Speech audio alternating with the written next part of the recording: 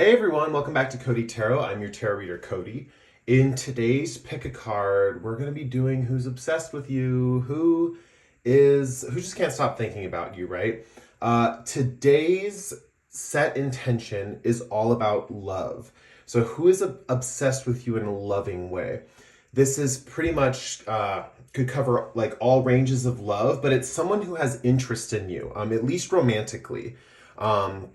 So someone who's kind of into you in a romantic way. Remember, take what resonates. If this is showing up as a person who you know is not into you romantically, just take what resonates. But the set intention for today's reading is romance. It is who has the hots for you, who is obsessed with you. So we're going to see that in today's reading. So we have 5 groups in front of us today. I'm using little mini crystals today. You probably can't tell they're small from this. I mean, this one's pretty small.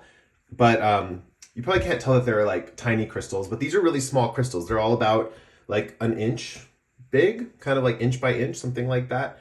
Anyways, let's show you the crystals one by one. If you guys don't know how a picker card works, I'm going to show you the crystals, and then with that corresponding group, you're going to go to the timestamps where that group is. Click on that timestamp. It'll fast forward you to your reading. So let me show you the groups and the crystals right now. Group 1, for our first group, we have rose quartz. That's group 1. Group 2, we have this amethyst point. That's group 2. Group 3, we have what I think this is called a dream coat Lemurian. You can't tell in this lighting, but it has like a purple tip. Right now it looks this beautiful gold color, but it's dream coat because it has this coating of a crystal around a crystal.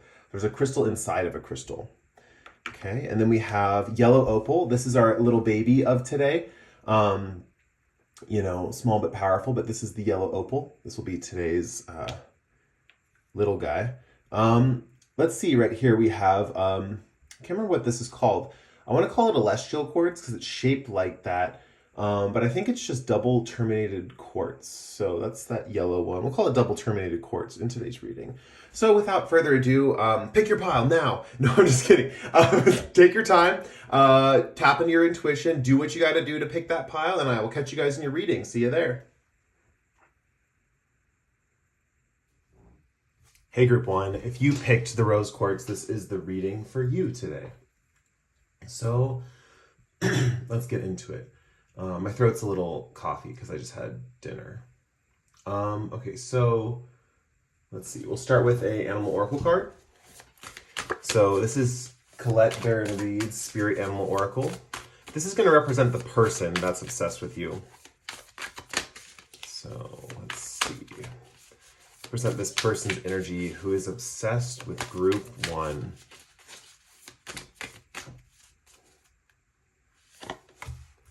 We have Frog Spirit. And then I want to get a Whispers of Love. I'm keeping the decks pretty simple today. Just 3 decks that we're using. A tarot deck, Whispers of Love, and then the Spirit Animal Oracle. Okay, so let's see. You guys' wisdom of the Spirit is be supportive, make a genuine effort to show you care. Okay. And then let's get some tarot cards. I am also going to pull, let's put that right there. I'm also going to pull astro dice just for like astrological confirmation. If you guys know anything about astrology, that can be confirmation for you. Also, I'm going to be interpreting those things as well. Okay, so let's get some tarot cards on the table. We have, Hanged One, the Devil, 10 of Cups. Oh, being called to take reversals today. Someone in my neighborhood just honked their horn. 4 of Wands and 6 of Wands.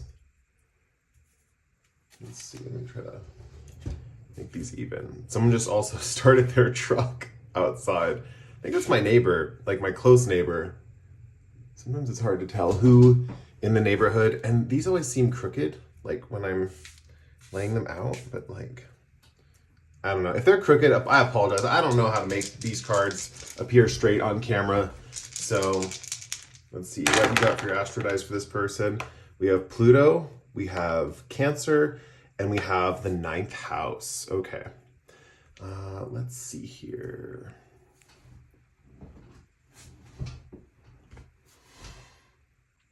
Wow, really nice. This reading is very interesting because the tarot cards, the way I'm reading them in this particular reading, it probably is going to be the same for all the groups this way, but the way I'm reading it is like upright cards is like stuff you know about them or the actions they're taking towards you, and reversal cards are their thoughts of you, like things that they're thinking to themselves. First of all, this person with Frog Spirit here with Clear Out the Clutter, this is the type of person who wants to help you clear out the energy in your life.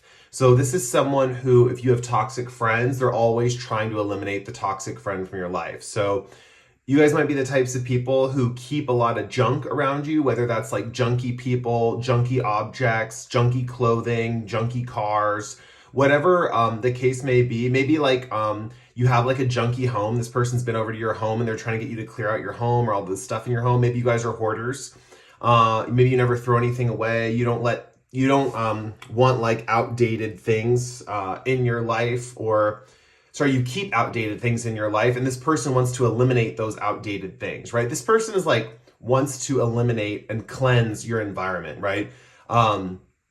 More specifically, this person could be someone who cleans up after you.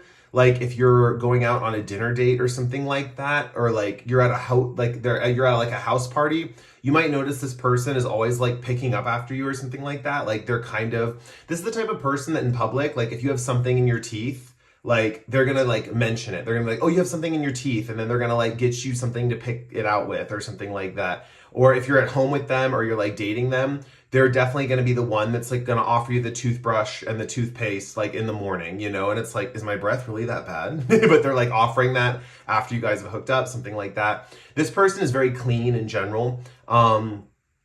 Overall, I would say that this person, they just want to clear out all the junk in your life, you know, whatever that may be, right? Like whether that's dirt, bad friends, whatever. They want to keep it all pure and clean. And that's kind of like the way they care about you, is kind of how I see it. People that they're obsessed with, they actually do this for people they're obsessed with, and they probably don't do it too much for people they're not obsessed with.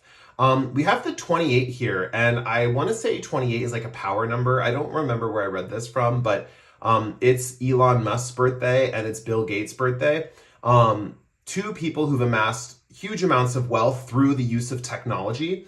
This person could be very technologically advanced as far as like understanding technology, and they could make a pretty penny if they utilize their talents in a significant way.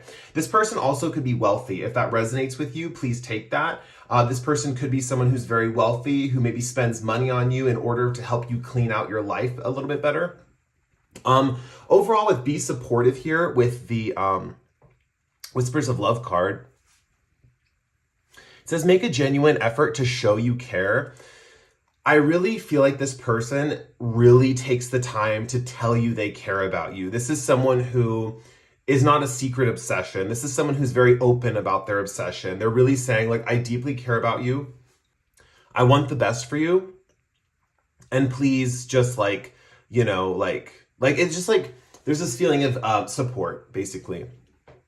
With the Pluto energy here, this is a deep, deep obsession. Like this is one of my groups where the person is very obsessed, right? Like when Pluto shows up, that is the planet of obsession. That is the planet of extremes. That is the planet of hyper focus, right? This person is probably hyper focused on you to a large degree. You know, they want to dig deep. They want to know everything about you. They want to know all your secrets. They want to know all your hidden fears. This is someone who is really getting into all that stuff with you. They might have Scorpio placements, or they might in general just have really like interesting things in the 8th house.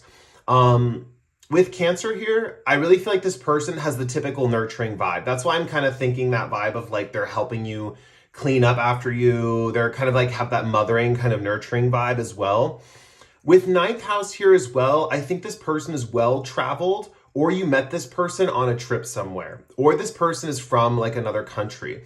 Now, if this person is from another country and this is a long distance connection, when they're clearing out this stuff in your life, it could be like clearing out like internet friends or stuff on blogs or stuff like that, or anything that's on social media, right? They could be like helping you through stuff like that, or they could be writing you about stuff like that. For most of you, this person is someone you met in person, and it's just simply that they traveled a lot or that they have a lot of experience traveling and being in different places. Ninth house is also the house of like missions and God and stuff. So this person could have gone on like some kind of religious crusade, or they could have gone on a mission work.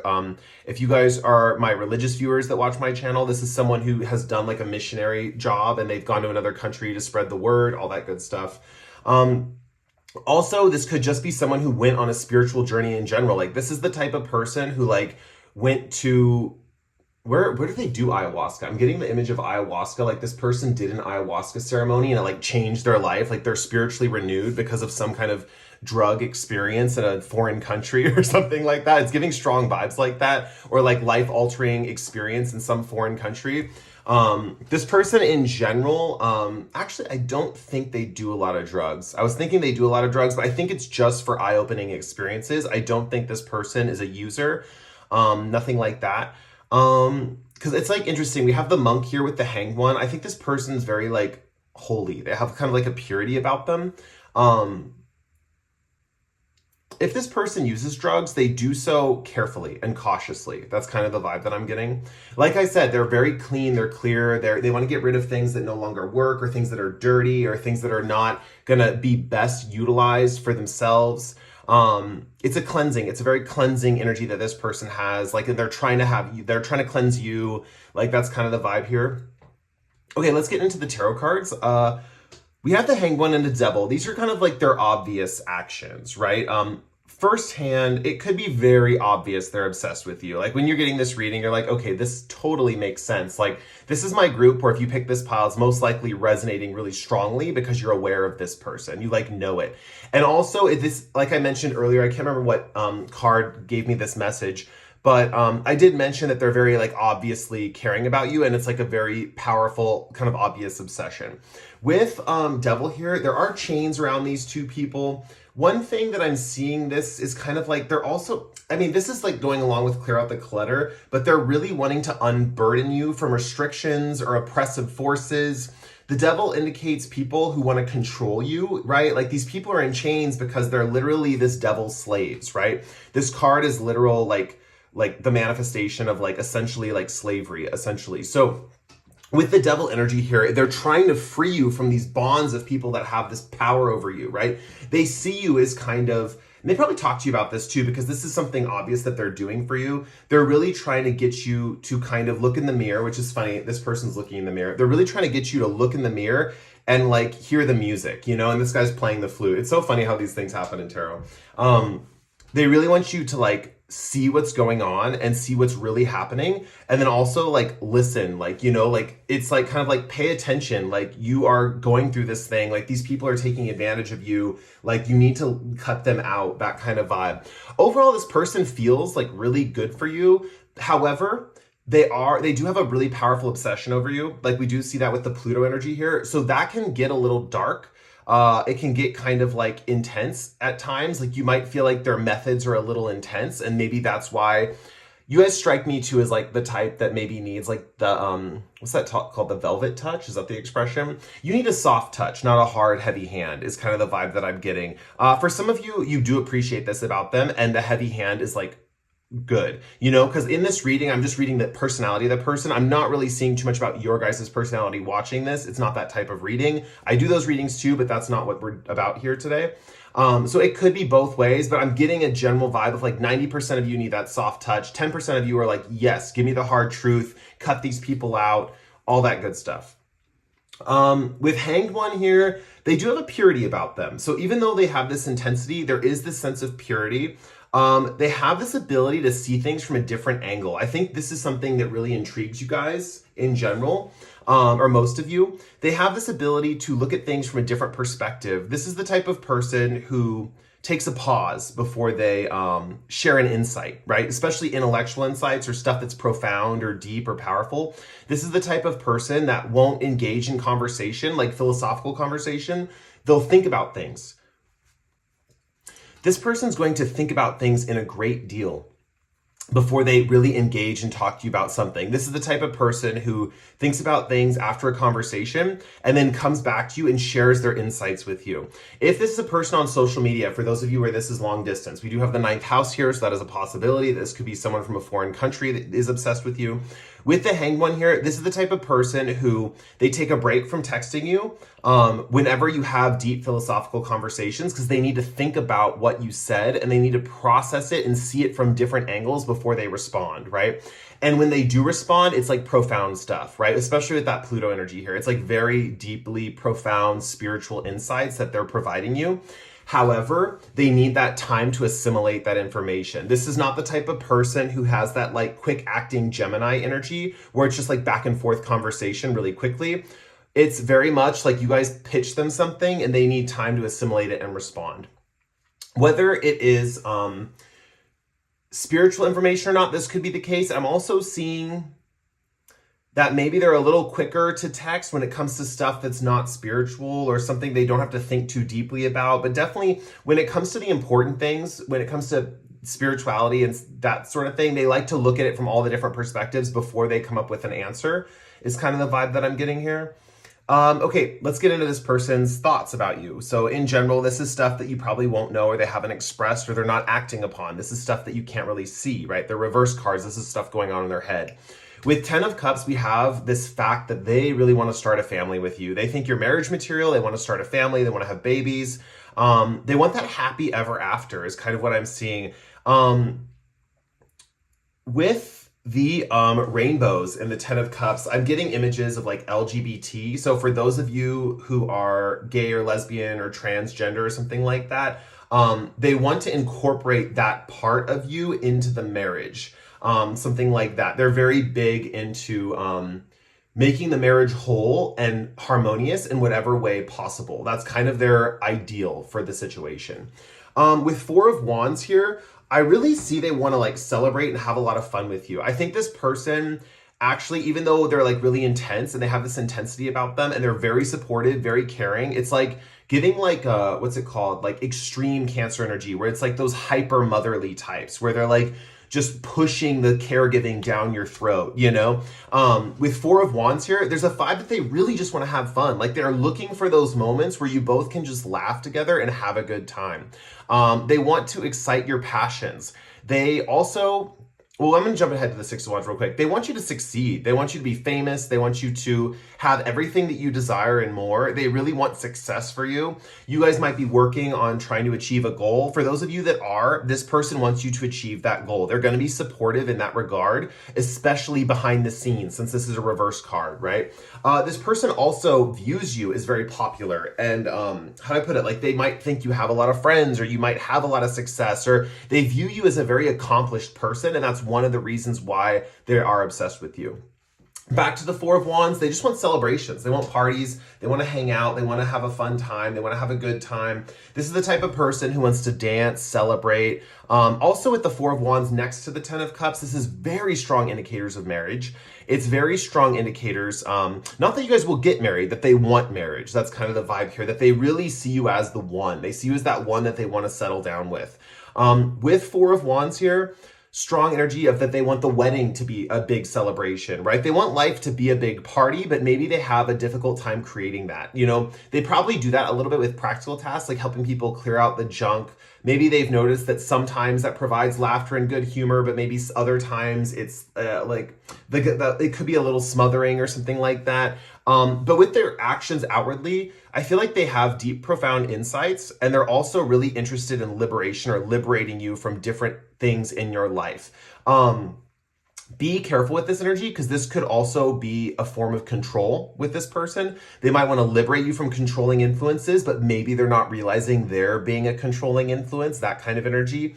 It's interesting how that can mirror sometimes. Like someone who wants to liberate you is also someone who wants to tie you down. It's kind of like, how do I put this? It's not everyone that's like this. Some people just want your freedom and they want you free from things, and that's all there is to it. But sometimes with someone who's really obsessed with you with that Pluto energy, it can be something like, I want to free you from all influences but me, you know? Or like, how do I put this? I don't think it's just only them, but they want to free you from negative influences, and they definitely want to integrate you in their life is kind of what I'm seeing. So if you guys have other friends that are good influences, I don't think this person is into getting rid of them, because we have clear out the clutter. It's literally junk in your life. Like, this person wants to get rid of the junk. It's not about getting rid of the good stuff. It's not about getting rid of the stuff that they think is working for you. Now, they are operating from their perspective. You have to keep this in mind. With the Pluto energy here, though, they might be seeing the truth more clearly than, how do I put this? They are operating from their perspective, but they're trying to assimilate the truth. I think that's why they ask you a lot of probing questions. I think that's why they try to get deep into conversation with you. I think that's why they dig deeper. Yeah, so that is the person who's obsessed with you.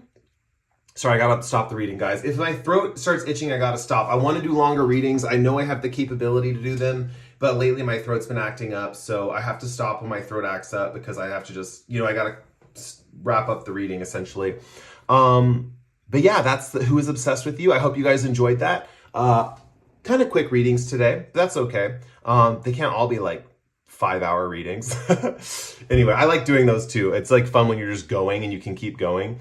But yeah, I hope you guys enjoyed the reading. If you want to help out the channel, please like or comment below. With that said, I'll bid you adieu, and I'll see you in the next one. Bye.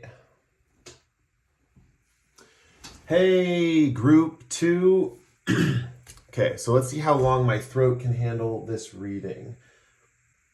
So I got my water bottle just in case. So let's get into your reading about who is obsessed with you. I'm going to pull 2 oracle cards and some tarot cards today. Group 1 was a relatively shorter reading, so we'll see how long your guys' goes. Let's see. Let's get an animal oracle card for who's obsessed with group 2. Let's see. We have Bat Spirit.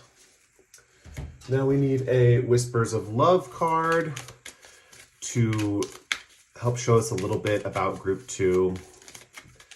Let's see. What Whispers of Love card needs to come out for group 2's person? And we have Receive with Love and Appreciation. Gracious acceptance is a way to show love. Okay. And let's get some tarot cards out on the table for you guys, and then we'll get into your reading. Let's see what we have here. What tarot cards need to come out for group 2 with the Amethyst point? What does group 2 need to know about the person that's obsessed with them? Okay, let's see. We have 9 of Wands reversed. We have the Emperor upright. We have 6 of Pentacles upright. We have the Queen of Cups upright. We have Judgment reversed.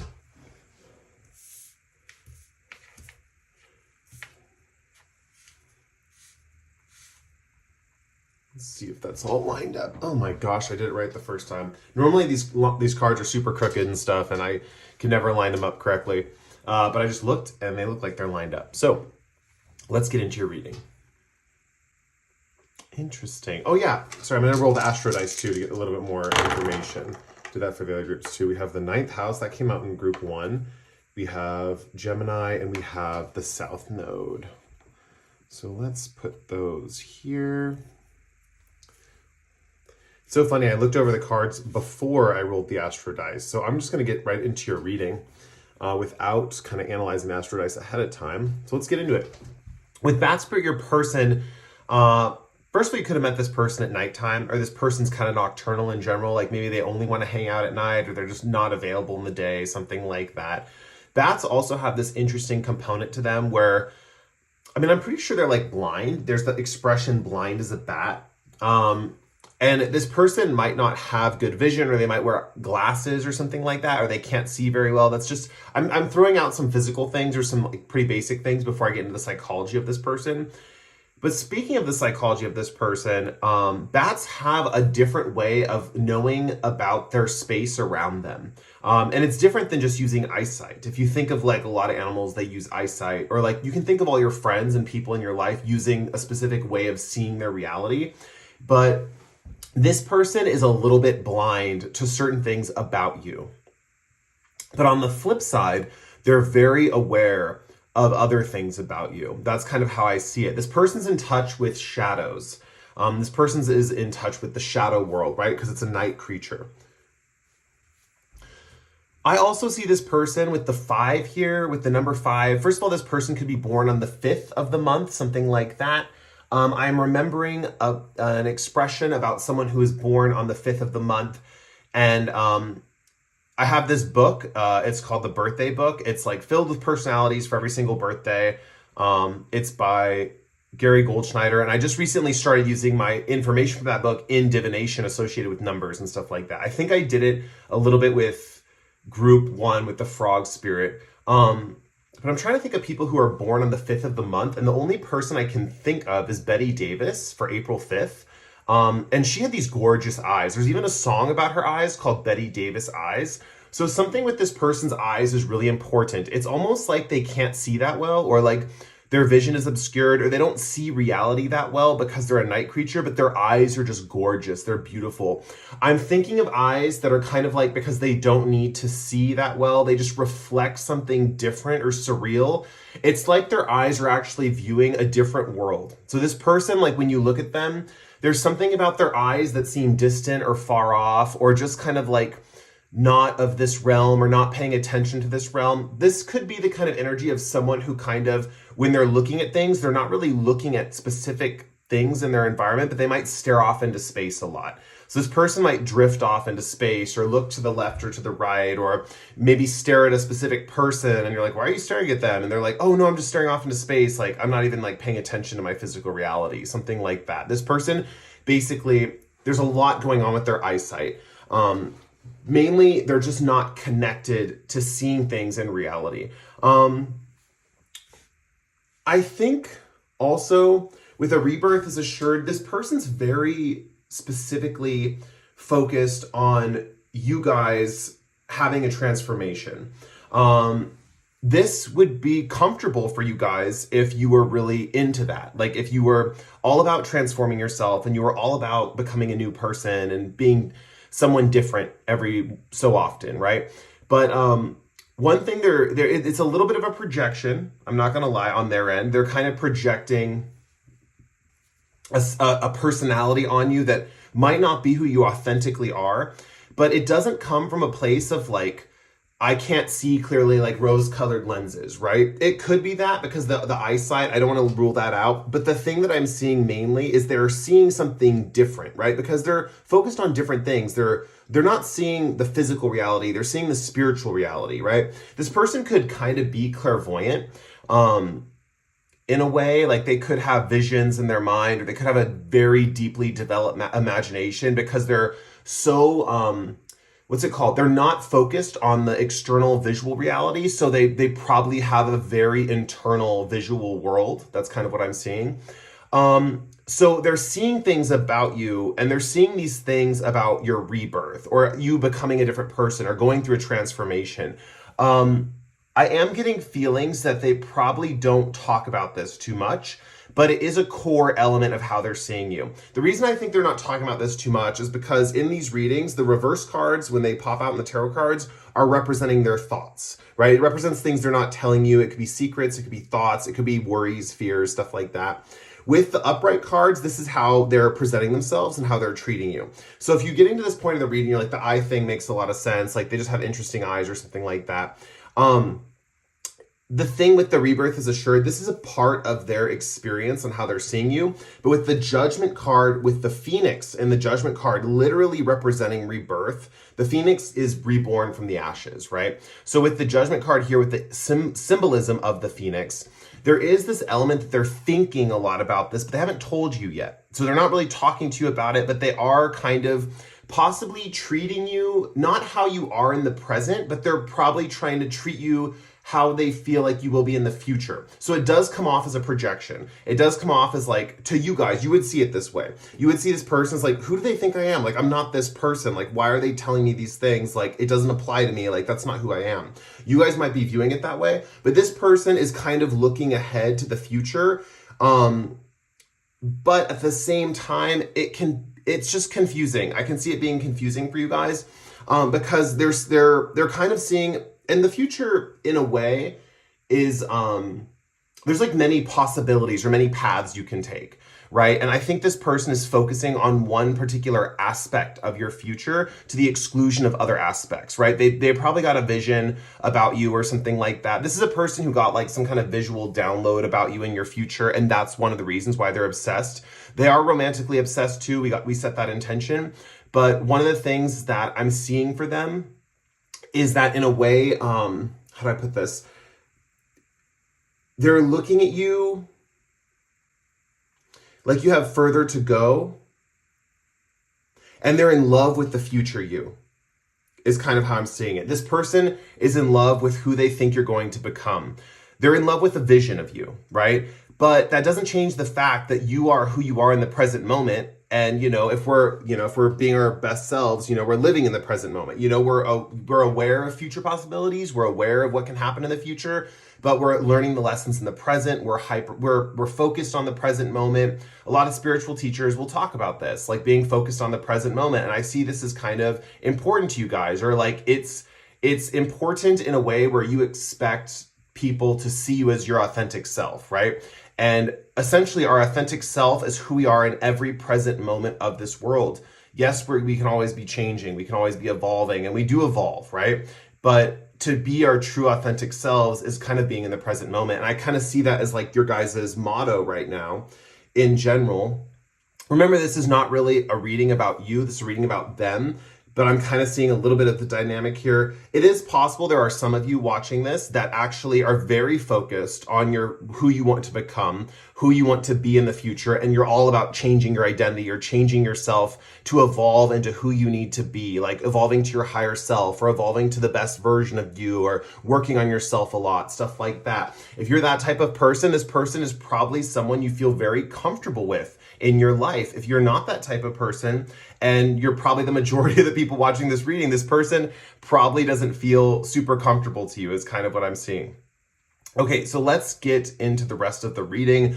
We have Gemini energy here. I do think this person feels very like twin-like to you, like they might look similar to you, probably different eyes. I'm feeling different eyes for a lot of you because I feel like the eyes are so prominent with that number 5 with Betty Davis, the example of Betty Davis, and with the bat like just kind of staring. It's giving me vibes that like the eyes are standing out, but the rest of there's like a vibe of like you guys being like perfect twins or something like that, except your eyes are different, something along those lines. Gemini talks about like, I'm kind of seeing like twin flame energy, or kind of the vibe of like this person is similar to you in some ways, not similar in other ways, something like that. With the 9th house here, this person could be well-traveled, similar to group 1. They could just be very spiritual in general, or they could be someone foreign to you. They could be someone that you don't get to see a lot, or when you do see, this is also coming through. This could be someone you take trips with, or someone that wants to go on trips with you. They're constantly pitching ideas for vacations, right? This is the type of person who's like, come away with me, like come away with me, like come away with me to Tuscany, that kind of vibe. And this is a vibe of like, because you guys are in the present moment, like, no, I can't leave my life. Like I have reality to deal with, that kind of thing. This person could want to whisk you away on an adventure for sure. Another way you can know who this person is, with receive with love and appreciation, this person is very thankful for any gift you give them. If you give them a gift, or you buy them a drink, or you pay for their meal, or anything like that, maybe you pitch in for gas if you guys are going on vacation or something, if you guys end up like traveling with this person, or you start traveling with this person, there is this strong vibe of kind of like them being super thankful and appreciative. This is the type of person with the 6 of Pentacles energy here, and kind of in your guys' connection in general. 6 of Pentacles is a very mutual energy, right? That's why when people do readings, there's like 2 positions you can be in. You can be the benefactor, giving to the beneficiaries down here, these 2 people wanting these coins, who are more in a position of poverty compared to this woman. But really, 6 of Pentacles is about mutual reciprocity in exchange. So how do I put this? You're both this rich woman, and you're both these poor children, right? So for example, you might pay for their gas, and maybe that's really easy for you because you got like a $200 gas card for Christmas, and like you're not using it because you don't take trips that often, something like that. But maybe for you love Starbucks or something like that. You love coffee from Starbucks, and they have this $100 gift card their grandma gave them, thinking that every teenager loves Starbucks. I don't know. They're probably not a teenager. I don't know how old this person is, but I'm just using an example for the purpose of this Pentacles example. So it's like they have an abundance of something they don't want. You have an abundance of something you don't want, and you guys have this ability to exchange it, right? And the other person's so grateful for it. And this might confuse you guys. Like, it's like giving like a pile of dirt to someone and then being like, oh my gosh, thank you so much. Like, I really needed dirt today. Like, man, I have been trying to pot this plant and I have not found any dirt. I've been going to all the places to get dirt and I just can't find it.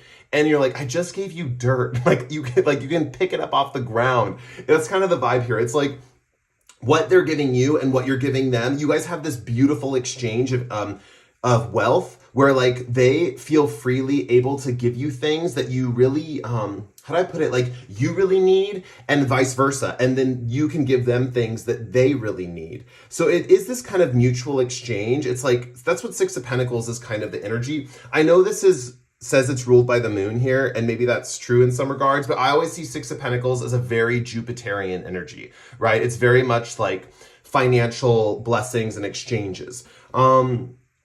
One other thing that I am seeing with receive with love and appreciation, this person would be very appreciative if you like came on to them or you said loving words to them or you told them how special they were in your life, something like that. This person is a sensitive heart in reality. Like this person really appreciates like words of affirmation is kind of what I'm saying. Now, I'm not saying that anywhere in the cards, but with receive with love and appreciation, I think they receive those things very powerfully. So I do think this person's love language is gift giving and words of affirmation. I'm kind of seeing words of affirmation with the Gemini. That's kind of something coming through. But overall, the words of affirmation is just something I'm picking up. So if that doesn't resonate, just leave it. I'm not really seeing that in the cards. I'm just kind of picking that up intuitively. But let's see. What else? With Emperor here, they are representative or they're trying to be the ideal masculine figure. They're trying to be the provider. They're trying to be someone who is like ideally in the masculine role. Whatever that means to you guys, this person is playing that part, right?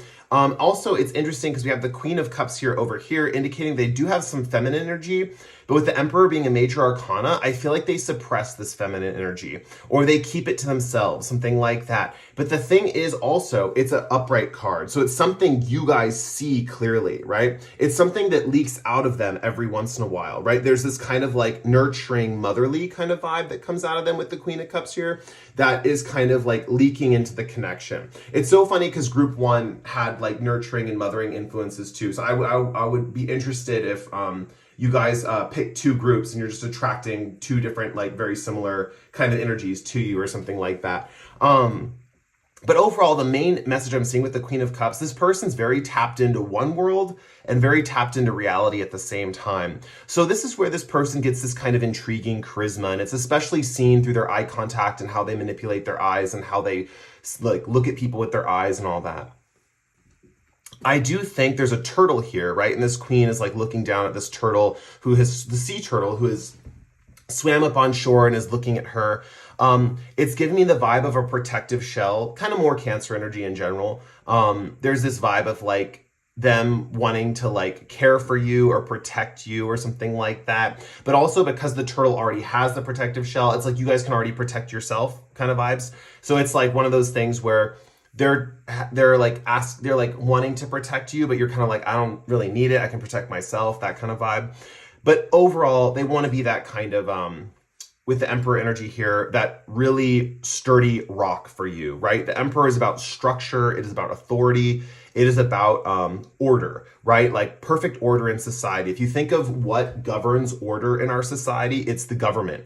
And the Emperor is represented as the head of that government, right? For like in the United States, that would be like the president, right? Or that would be like any body of like leader who kind of creates that order around them for like people. So for example, this person with the Emperor here really is representative as a pillar of strength for you guys, right? Or they're at least trying to be that. They represent and show up like that. They want to be that for you. That's kind of the vibe here. For a lot of you who are feeling emotionally chaotic, and you already don't have this calm center within you, this can be really refreshing. That this person who is obsessed with you, this could be really nice. And I think this could be a factor if you guys have like bipolar emotions, or not to call you bipolar or anything, you might be, who knows. But if you have back and forth emotions, or you have a lot of emotional fluctuations, like maybe you're very moody or sensitive, something like that, this person can represent that kind of rock for you. And I see that's really comfortable for some of you watching this. For others of you watching this, if you're already kind of a pretty stable person, this could be like boring. That's the vibe it's giving me. It's like boring. It's like, man, why don't you break the rules every once in a while? Like that's kind of the vibe I'm seeing from some of you. This person could be a rule follower in general, or a rule enforcer, something like that. Let's get into, actually, what do I want to do now? I want to talk about the South Node. The South Node is really representing here something about comfortability. I do think this person finds it very comfortable to be with you. And I know I mentioned earlier in the reading that some of you are kind of put off by this person, but this message is for those of you who find a lot of comfort in this person's energy. And actually, now that I'm thinking about it, it could be both. It could be two things. It could be that some moments you totally hate them, and other moments you totally love them. This could even be a love-hate connection. So don't rule it out, this comfortability. If you resonate with that and you resonate with the feeling of uncomfortability with this person, it could be a back and forth energy like that. But for those of you who experience this comfort, this person is very comfortable with you. You represent someone from their past, and it's someone that they lost, and they're really ready. How do I put this? They wish they could, in a way, they wish they could go back to this person they lost, but they can't. For whatever reason, this person is gone, but they needed more closure, or it's not really closure. There just was unfinished business. So if this was like a relative, or like a close friend who passed away for whatever reason, or someone they knew that passed away, could have been a mentor or something like that was older than them and passed away, you remind them of this person. And the thing is they're just like very grateful that you are here. And that's why they're so obsessed with you, is because they're like, oh my gosh, like this is the person that I need to communicate with, because I have unfinished business with this past person, and I literally cannot go back to them for whatever reason, whether it's death, distance, they moved away, or there was an irreconcilable argument, something like that. So this person is like trying to wrap up past karma. And in a way, this person is obsessed with doing that because they are very focused on the future. They are trying to move forward in life. And they also know that because you're very similar to this other person, or you remind them of this other person, that they're viewing you as a very compatible individual in general. Okay, now we can get into their secret thoughts about you. With the Nine of Wands here, they worry that you're like exhausted with them. They're like, man, I hope they don't find me exhausting. I hope they don't find me tiring. I hope they don't find me crazy is coming through too. I can't remember where I read it, but at one point I read the Nine of Wands reverse, and there was a thing about being crazy there. Just worn out is kind of how I'm seeing it. They're worried you're fatigued. Right? You're fatigued, you lack energy. They feel like their worry or their fear is that you don't have passion for them, something like that. It's just this big worry of like, do they feel passionate about me? Do they even feel a spark with me? Do they even feel chemistry with me? Do they feel excited by me? They can't read those signals in you. And it kind of worries them. That's something they do worry about, just to put that out there. This also could manifest as them worrying about your health in general, and worrying about your vitality. They might really want you to rest, or might really want to take care of you, or might want to excite you with certain things. Like, for example, like maybe they want to stimulate you if they feel like you're too blah or something like that. Especially my group, where you kind of find them boring in some regards, or you find the connection boring with that Emperor energy. If you're more stable and practical, this person wants to kind of get you out of that stability just as much as you would like them to change too. So there is this kind of vibe too with the Nine of Wands here, that they want you to be more passionate. They might try to introduce things like spicy foods or candies or something. Or even if you guys are like in circles that drink or something like that, they might try to offer you to buy you a shot or something like that, in order for you to like loosen up and kind of get out of this tired energy and get really re-excited. If you're like gym goers, I know I have people on my channel who are like really big gym goers. Makes sense. I go to the gym all the time. This person is like going to be like, okay, you're not like having energy for this workout, so can you want some pre-workout? They're going to offer you like stimulating things like that. Also, this person with the Nine of Wands here, they might try to excite you a lot by like touching you or something like that. But they're just this big fear of like they're not passionate about me, or they don't like me that way, or they're not excited by me, something like that. And that kind of like in a way drives their obsession a little bit. It's because they can't kind of figure out how to stimulate you. You know, usually I think this person can like figure out how to get people moving, or how to figure out how to excite their passions, or at least find common ground with passions, like talking about basic hobbies and things that excite you, you know, like very fiery, kind of like inspirational kind of energy, but they're lacking that kind of connection with you. And they feel like, especially they're worried that you are lacking that on your end, basically. With Judgment here, let's get to the main gist of the thing, right? That rebirth thing, where they feel like they know who you're going to be in the future. They know your path. Maybe this also comes from that past person that you remind them of, right? Maybe they saw how that person developed, and they see how you're going to develop, or they think they see how you're going to develop, and they're trying to guide that, something like that. With the Judgment card in reverse here, they're keeping this a secret. They're keeping this a secret. They want you to transform, however, and they will push you to transform, but in hidden ways, because it's reversed. If you are into this, if you are about transformation, and you're about evolving and working on yourself and growth, if you brought that up to this person, they would get very excited, and they would be really open to like opening this would turn around like that, right? But this is the type of person who's not going to push for those transformations, but like talking about them, essentially. They're not going to push to talk about them, but they're going to be secretive in a way and kind of make them happen anyway. That's kind of their vibe. Yeah, I don't think I see anything else. Yeah, I think that's all the messages for today. Thank goodness my throat didn't give out. It's getting a little itchy, actually, so I don't know. Maybe I stopped at the right time. Anyway, so thank you guys for watching my reading today. I hope it was insightful or accurate in some way. If you guys want to support the channel, please like or comment below. Subscribe if you feel like it. And with that said, I'll catch you in the next pick a card, and see you later. Bye. Hey group 3, this is if you picked the Dreamcoat Lemurian stone. So let's get started with your reading. Something I want to point out, I have an adjustable table that I film on, right? And so I always like raise the table or lower it, depending on if I want to stand or sit. Anyway, I was lowering the table, I got distracted by something, and then when I went to look back at the number on the table, the number was 33.3. And so that was repeating threes, and you guys are group 3. I just want to point that out in case that synchronicity means anything to you. Maybe that like represents something when you first picked the pile. So I'm just pointing that out ahead of time. So let's get into who is obsessed with you.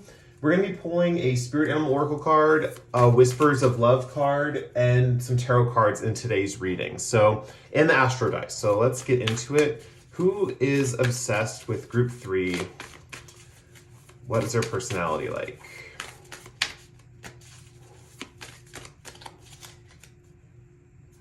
We have Dolphin Spirit. This and that are true. Now let's get a Whispers of Love card for you guys.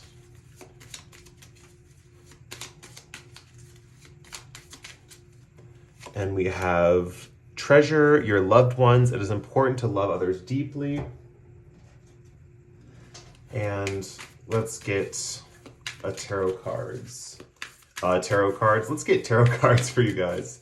Let's see. Let's see what's coming out for you guys. We have 4 of Cups. We have 4 of Swords reverse. We have 6 of Swords upright. We have 9 of Pentacles upright, and we have 2 of Wands reverse. So let's see here.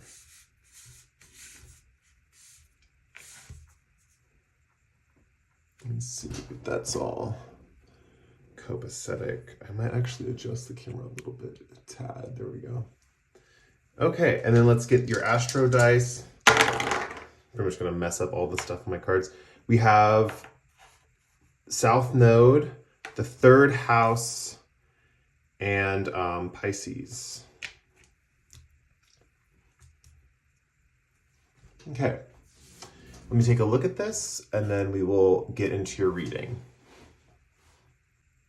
It's so funny that like in the beginning of the reading, I was tongue-tied and I said some kind of like weird sentence.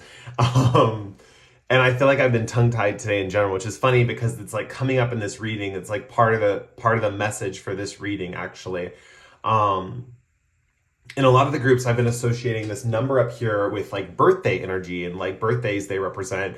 And we have 20 here, and I'm thinking of Lionel Richie. No offense to Lionel Richie. It's just my family watches American Idol every year or whatnot. And Lionel Richie has these like things he says that like make sense, but they don't make sense, or they're like illogical or something like that. Basically with the number 20, I'm seeing like someone who's pretty intuitive and maybe more in touch with their feelings as far as your person is concerned. And someone who's very playful, right? Someone who's very playful, wants to have a good time. The dolphin definitely feels to me like a pack animal. I feel like this person runs with groups, and I feel like all the people in the group are like super cheerful, super positive, super happy, stuff like that. There's just a feeling of very like a strong superficiality in the sense of like positive emotions. I would even go as far to say if this person's in the spiritual community, they're definitely in like the love and light tribe, not in like the, shadow work and process the dark feelings tribe of spirituality. You know how there's kind of like that kind of war going on in the spiritual community. Hopefully it gets reconciled soon and we realize, there's no real wrong way to have a spiritual experience. But, that's interesting that it says this and that are true. It's like these two opposing things can be both equally valid and be important, or like one thing can be true for someone when something else can be true for someone else. This person, in a way, kind of spots out truths. And even though they're very playful, even though they're very fun-loving, even though they definitely keep things light, they have a huge sense of humor. They're just like constantly laughing and joking. I'm trying to think if this person makes you laugh. I don't think so. There is a feeling with the Six of Swords that with you, there's a feeling here that they're, how do I put it? They could be thinking about worries or something like that with you in particular. But we do have multiple energies. We have cups, swords, and pentacles. So it's not all that. I'm just going to say that they probably open up to you a little bit more about their traumas than they do other people. You might realize this person's like super fun and happy with their friends, but then as soon as they start to talk to you, they like want to talk to you, but then all of a sudden like they start trauma dumping or something like that. Or they feel like, you're going to save them from their issues or something like that. It's very kind of like a back and forth energy. And it's funny we have this and that are true. It's like they're both of these things, right? Now, with the dolphin, they're primarily playful. If you catch them in groups, you will see them being playful. You'll see them being extroverted. You'll see them socializing. They're definitely someone who can either draw attention to themselves in order to facilitate group harmony. That's kind of the vibe that I'm getting from them. And with 20 here, I feel like they're very intuitive. We have 2 and 0. 0 is kind of like the void or that potentiality factor, that's like the Fool card. 2 is just that intuitive energy, like the High Priestess. And so I am seeing kind of like this feeling that like sometimes in the most superficial people that don't seem to have any depth or real issues, sometimes you can find the purest intuition. And that's very much the case with this person. This person might not realize it, but they might be saying a lot of intuitive, accurate statements in a very joking way. And they don't really, how do I put this? They don't realize that their jokes actually have a deeper meaning. They just think they're just saying things, but they're actually really intuitive. And what they're pointing out is like really spot on, right? They're in their jokes and in how they operate, they are revealing certain truisms about society or their friends or the people around them. This is the type of person who makes a joke about someone and they're revealing like a secret character trait about them or something like that. Or there's something about having hidden knowledge about their friends, and their jokes are all these kinds of things that bring things to light, bring things out into the open. I think this is one of their ways of keeping things lighthearted, is actually kind of bringing out secrets in a way where people feel heard or understood, or like they don't have to hide anymore, and because people around them don't feel like they have to hide anymore, there's a lot of people around them that are like super chatty, super extroverted. They just feel free to express themselves. I definitely think this person helps bring out other people's self-expression and helps people be more free in who they are. They might even have this effect on you. I'm not, this is one of those things where it's not a reading about you, it's about this person who's obsessed with you. So I don't know if that's the case. But yeah, that is something that I'm seeing about them. With treasure your loved ones, it's important to love others deeply. I think this person sees you as someone who's in their inner circle, for sure. And that's probably one of the reasons why they're obsessed with you. There is kind of a reason, a reason why they're obsessed. You might be a tough nut to crack as far as like a person who wants to express themselves. And it's not like you're, what's it called? It's not like you are, the vibe that I'm getting is there's something about you that's like distant, because we see the Four of Cups here. This is something that is represented, like this cup being offered is being like their offer to you. And you almost feel full in like your emotional commitments. It's very much like, oh, I already have like solid friends, or I already have people in my life that, I don't need like extra attention, something like that. There's this vibe of, how do I put it? It's like, it can also be like fullness in their social circle. Like they're probably offering you a position among their friends or like the groups they hang out with, or they're trying to the vibe is they're trying to invite you to the party. They're kind of like, hey, come on out with us, or hey, come over and do this thing, or come out to the bar with us, or come out to, this football game we're all going to, or come hang out with me and my buddies when we, go to the mall and, get smoothies, whatever the case may be, right? Or like, join my study group. Like we have so much fun, that kind of thing. There's this feeling that you've been turning them down. And I think the reason is you guys might have a sense of apathy towards their energy at this current point in time. But they're kind of attracted to that apathy because they see that as like, maybe that you might have some suppressed inner stuff and they want to bring it out, something like that. Let's just say you're a tough nut to crack. You're a tough nut to crack. And that's why they're obsessed with you, because they're kind of like, man, it's so much easier to bring out this repressed stuff in other people and like notice them, There's also a feeling too of not being able to, I'm not really seeing this in the cards, so take what resonates, but not being able to fully see your stuff, right? Like with their psychic abilities, not being able to fully see your stuff. See what needs to be brought out, see what needs to come out into the open so you can be more fun loving. They can't really get a read on you guys, is kind of what I'm saying. And that's probably one of the reasons why they're pretty obsessed. Let's look into some other cards here. The connection goes much deeper than just that dynamic, just FYI. I'm just bringing up some stuff about their personality and initial things that you would know that they are, this person has been making advances towards you or kind of is inviting you to group dynamics, stuff like that. Okay, so with Pisces here, this person, super intuitive. We have the dolphin spirit, water animal, Pisces, water sign, water symbology. This person could be very dreamy or something like that. Even though they're playful and fun-loving, they could have a dreamy side to them as they're kind of like doing their little playful antics, something like that. This person also could see you as a dream. Pisces is a double-bodied sign, and we also have this and that are true. I wouldn't be surprised if this person, as they're trying to integrate you into their friend group, does this thing where they spend a lot of time with you, like kind of one-on-one, and then they kind of like, not ghost you, but they take some time away from you to spend it more with the friend group until they feel like they can integrate you fully. They're kind of jumping back between your world and your reality and this group's reality, and how their friend group operates. And maybe one of the reasons why you're so hesitant to join the group is maybe you're actually pretty different than the group dynamic that's there, Maybe like superficial kind of interactions kind of freak you guys out. That could be something, that happens with a lot of spiritual people. We get so deep into our journey, and so it's like people who are just like constantly stopping to smell the roses can be a little intimidating, But yeah, I see this person kind of moving into your world a little bit, moving back into their friend group, and kind of that back and forth energy with the Pisces energy here. I also think with the South Node, I mean, this is just coming up to this person. The way they retrieve things from people is they kind of see things about their past. We had a group where someone kind of saw things about the person's future or had this projection of the person's future.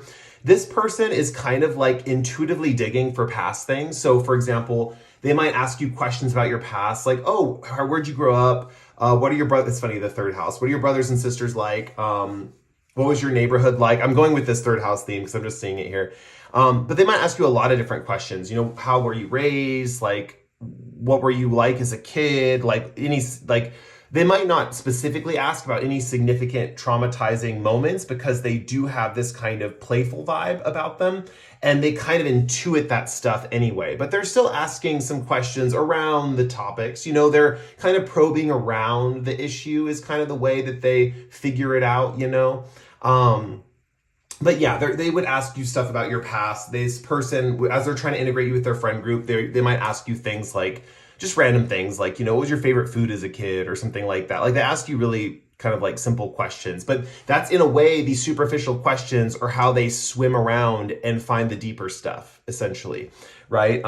If you are very like distant with this person and you don't want to communicate with them, be careful even of the superficial questions they ask you, because those could lead to them to have a deeper understanding. And if you're trying to keep this person at bay, you're like hearing about this person, you're like, no, thank you. I know this person. No, thanks.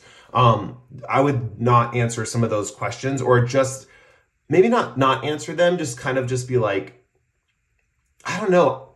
Like you could just avoid this person straight up, or like just keep denying their request. This person would swim away. You know, they have that kind of like flighty intelligence, kind of like, well, flighty intelligence is the wrong word. They have that like flighty attention, right? Like, so they would like eventually pass on, but they are obsessed currently because there's this feeling of like, oh, this is a tough nut to crack and I want to crack this one, you know, that kind of vibe.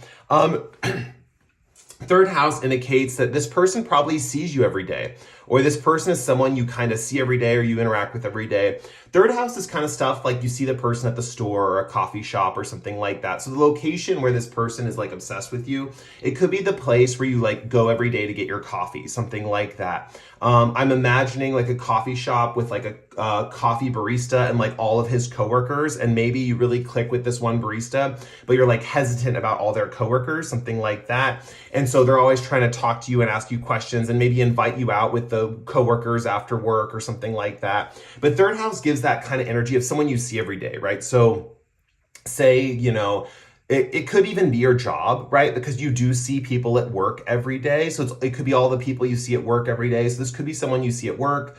This could be, I mean, it's a pretty broad spectrum, I'm going to be honest.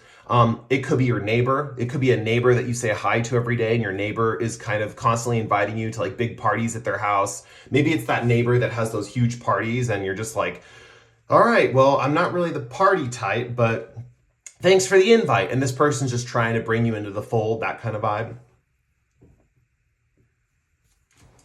And it says treasure your loved ones. I think this person, they could be obsessed with your family dynamic or how your family operates. Back to those questions about like brothers and sisters and parents and stuff and how you were raised.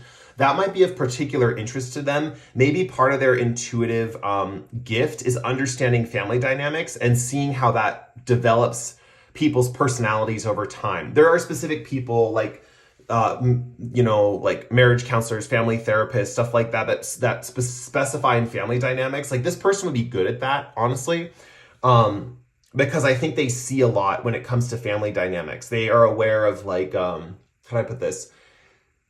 Like if they met your family, they would pick up a lot more information about you or something like that. You're still a mystery to them. That's the thing. Like they still don't understand certain aspects. So maybe a lot of your guys' stuff isn't really centered around family dynamics. Maybe a lot of your trauma is from something else. Maybe it's like too personal and doesn't have anything to do with like your father or your mother or anyone in your family or anything like that. So maybe this person's realized a lot of trauma from people comes from family members in their life or something like that, or a lot of their secret personality traits. I don't want to say trauma, like secret personality traits that they might feel uncomfortable expressing. Yeah. It says it is important to love others deeply. I think this person, even though they have this superficial quality about them, they preach the language of love. Is kind of how I'm saying it. They also, with the Nine of Pentacles here, they give off this vibe that they're financially independent. That's kind of the vibe that I'm seeing with them. They kind of could be the type of person that refuses gifts. They could be the type of person that is always saying like, oh, don't worry about it, like I can afford that, or don't worry about that, like I have the money for that, something like that. They come off as this person who has like wealth, or they come off as this person who has who's how do I put it, that they don't struggle with resources, something like that. They have a very abundant mindset when it comes to money matters, is kind of what I'm seeing. Also with Nine of Pentacles too, this person could be a professional. Something that they talk about is like professional topics. They could be someone who knows all the lingo, professional lingo of a certain industry, something like that. So they could talk in certain jargon, like business jargon. They could be very like business minded, even though they're very playful. And kind of like with their friends, they all have a good time and there's this feeling of playfulness. They might also have this kind of side to them that's very business focused, right? They could be very playful in business. It's like the guy who makes jokes about stocks. It's like, oh, the Dow was down 20 points. Oh, ha, ha, ha. Just like it was, like it could be something like that even. But they come across as very financially independent. They're not the type that like needs charity or needs support or anything like that. They're very and they've advertised this to you. Like that's part of their flirting mechanism when they're like interested in someone, It's like, come join my group. And it's also like, I can really take care of myself. Like, I don't need people financially. Like, they might need people emotionally, but they don't need people financially. They have their own shit taken care of, right? They have their own job, they're employed. Even if they're not, they make the impression that they have enough and they don't need any financial support, right? They're always going to be that type of person who's very independent financially and doesn't need any financial support. And they advertise this. One thing I didn't mention at the beginning of the reading is the upright cards are representative of things that you really see about them that are very obvious. And the reverse cards are things in the connection, like their secret thoughts or what they want out of the connection that they're not sharing, right? So with the Nine of Pentacles, they have this professional attitude and it's very clear. It's very much like out in the front and center. It's how they identify. It's, this person is the type that will never want to merge finances with anyone else. Like their success is theirs and they're very proud of it. They might be generous with people. I didn't get the Six of Pentacles, which is like my card about generosity and sharing wealth and kind of like helping those in need. I got the Nine of Pentacles, which is self-sufficiency. It's the self-made wealth. It's the kind of person who's very independent in what they're doing, and just her outfit's very professional, so that's where I'm getting the professional messages from. With Six of Swords, I want to go back to them talking to you about some specific traumas, right? They might feel that like because your specific connection is more intimate or they're romantically interested compared to how they are with their friends, they might actually open up to you more about specific traumas. They might want to go on a little bit of like a trauma journey with you a little bit where, they want you to open up about some specific traumas and they're going to open up about their traumas. Part of the reason why they're sharing a lot of their trauma too is because they can't quite figure out what yours are. They can't quite figure out what your deeper needs, your deeper thoughts are. So they're sharing a little bit of theirs in hopes that you will just straight up share yours too. I'm also noticing these people on a journey, right? And there's ducks in the background. There's a city in the background and there's this family of ducks. And this woman looks like bent over or hunched over. It's also giving the vibe of cold. Normally I see this woman as sad or crying or something like that, but in this card I'm seeing her as cold because she's wearing a big jacket and the guy behind her is wearing like a sweater and a vest. The vibe is like this journey through coldness. So there is this vibe that maybe they've told you that they want to take a trip with you in like a cold environment, something like that. And with the water representing intuition, it might be that they have told you that they feel like how do I put this? It's almost like your intuition is cold. I know some of you, this is not going to make sense to a lot of you, so just ignore this message if this like metaphor is not resonating because I'm having a harder time putting it into more layman's terms. But the vibe that I'm getting is they've either told you that like you're cold when it comes to your thoughts or your ideas or something like that. This could have even been kind of an abrupt way of like commenting on your mind. Like it's coming through as like, you guys possibly found it like either very abrupt, like, whoa, that came out of left field, or you could have found it insulting. For those of you who are very like against this person, you're like, I know who this person is, I don't want them, blah, blah, blah. It could have come across a little insulting, right? When really they're just trying to like pinpoint something within you, but they're noticing this feeling of like frozenness that you have is kind of how I'm seeing it. They kind of want to take you on a journey through, they want to thaw you out. That's kind of the vibe that I'm getting. They want to thaw you out, and they want to kind of go on this journey of shared thoughts is kind of how I'm seeing it as well. So they're trying to open up to you about their thoughts. They want you to open up about your thoughts, but they also see you as cold. They could have mentioned that, something like that. Yeah, this person really wants you in the thick with their family. Their friends are their family, and they want you with their family. Part of their way of like, how do I put it, when they like someone is they want to integrate them as quickly as possible into their friend group. They know it just doesn't happen overnight, even though they desperately want it to. They know it takes time, and they're willing to take that time with you. So if you're someone who's very interested in this person, they will put in the effort to integrate you very effectively with the friend group. You will feel like a part of the group over time. Now, if you're the types watching this, you're like, I do not want to be a part of their friend group. I'm totally against this person. This person is not my vibe. That's obviously not going to be the case, right? They will actually pass you by, especially if you're not interested. They do have that they have that perception as well, and they'll figure that out eventually, right? It takes them a bit of back and forth between their group and the person they're trying to integrate to realize that. But usually the key factor for if someone will fit in with their group is that person needs to be interested in that group. You can be afraid of that group and not want to go in right now, or maybe you feel like you just are feeling more introverted, so you don't want to immerse yourself in that group. But if you're simply scared, but you secretly want to be a part of the group, they will integrate you, and they'll know how to do it. But if you're not interested, you're like repulsed by these people, you have no desire to be a part of this group. It's not that you're scared, you're just repulsed. That's something they'll turn away from eventually, and they will leave you alone. Secret thoughts that they have about you, in this situation. They really want deep rest and relaxation. I think this person would be very comfortable on a date. And this is seeming kind of like intimate for them, just FYI. It might not be intimate for you guys, but they would love to just cuddle up on the couch and watch TV. That's kind of the Four of Swords energy when I see it. It's like total zonked out, no mental stimulation. It's complete rest from problem solving. It's complete rest from activating the mind. It's just mind numbing activities, whether that's, sometimes that can be sleep, but it usually just rest or mind numbing activities. A more, how do I put it, like approach with the Four of Swords that I can see applying as well, that's kind of more traditional, is like meditation or being so calm that you've cleared your mind, something like that. But overall, I'm just seeing like on the couch watching TV, like not having big major life discussions. Like they want to get to that point where you can both just be numb together, right? Like numb, like just like numb, not in a bad way. Like, especially if you're my types that just like to relax and like either play video games, watch TV. Even playing video games a little too much, because that requires some activity, that requires some kind of mental like stimulation, because you're problem solving when you play a video game. They want like zonked out, just like total relaxation. It could be reading books, because you're still going along for the ride. There's this feeling of going along for the ride when it comes to what their secret thoughts of you are. It's like they want total relaxation. With the Two of Wands here, they want it in the home, with the internet, with the world symbol here, they could want to do things like just, it's funny you guys are watching a YouTube video, especially if you're at home right now and you're just on the couch and you're watching this YouTube video. They would love to just watch pick-a-cards with you when it's just you two, watching them together or something like that.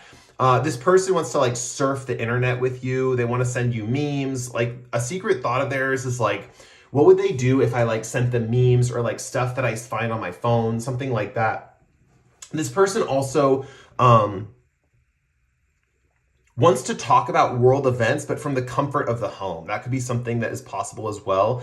Exploring, like watching, the other thing that this could be is like watching the news. Maybe they really want to watch the news with you, want to watch things that are going on in world events. Although I would say that's very thought stimulating, and the vibe here is like they don't want to stimulate thoughts when they're alone with you. Like they want total elimination when they're resting with you of any problem solving ability. So for example, if you're the type of person in your private life and at home, you're like constantly reading things, doing crossword puzzles, like constantly activating your mind, this person would get annoyed with that over the long haul. And it might be one of those reasons why they don't share this side or this desire with you, because they don't know what your private life is like, most people are not so afraid to be like, yeah, let's just watch a TV show and chill at home. But this person is a little bit, because they don't know what to make of you, and they don't know if you kind of like intellectualize in private, or if you're constantly problem solving in private, or if you are like dealing with things in private, or if you're going through this process of growth and development in private, something like that. They feel like that can be done with jokes and humor in social situations. That's kind of their vibe. They want to make light of certain traumas and heal that in big social groups. But then when they're in private, there's this vibe of them being like, let's just totally relax and not do anything. Let's not talk about issues. Let's just not problem solve. Like, let's just zone out on this TV show, right? I think, some of their questions that they ask you initially about like, what's your favorite color? Or what was your family like? What are your interests? Stuff like that. A lot of that can be hinted at with this kind of energy. They're kind of trying to figure out your psychology, but at the same time, with the Four of Swords here, they're trying to see if they can do very mind-numbing activities with you. This person also, like, if this person could be a stoner, and like when they're by themselves, they smoke weed a lot, and it's just like zonks them out, and they don't even think when they're like that, something like that. Like I said, this reading is not about your perception of this person. This is just who is obsessed with you. You might really like this energy, or you might really not like this energy, So it's all dependent on like how you respond to this kind of vibe. Let me see if I see anything else. I think that about covers it. Yeah, that's the rest of the reading. That's it. Okay, so thank you guys again for watching. I don't know if I thanked you initially, but thank you again. And yeah, I'm happy you're here. I'm happy you saw this reading. Hopefully it resonated in some way. And with that said, I'm moving on to the next group. Oh yeah, if you want to help out the channel, please like or comment below. If you feel like subscribing, do that. And I will catch you guys in the next pick a card. Bye. Hey, group 4. So let's get into your reading.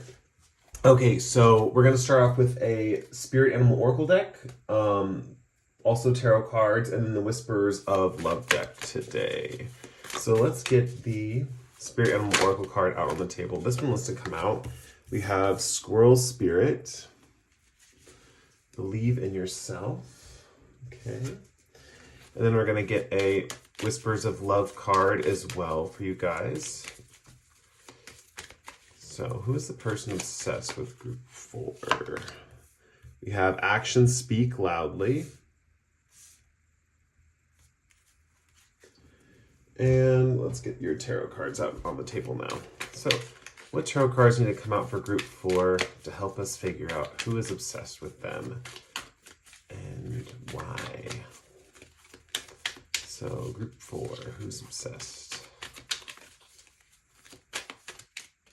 Let's see. We have Ace of Pentacles, Six of Cups, High Priestess, Queen of Pentacles, and Eight of Swords.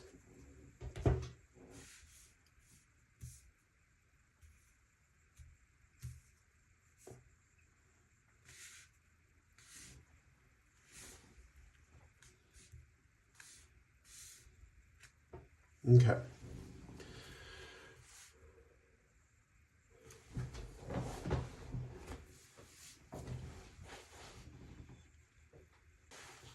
Okay, I also want to roll the Astro Dice, which I forgot to do for you guys, but let's roll the Astro Dice. We have the first house, we have Virgo, and we have Mercury. Okay, let me put these, okay. First house is kind of, there you go.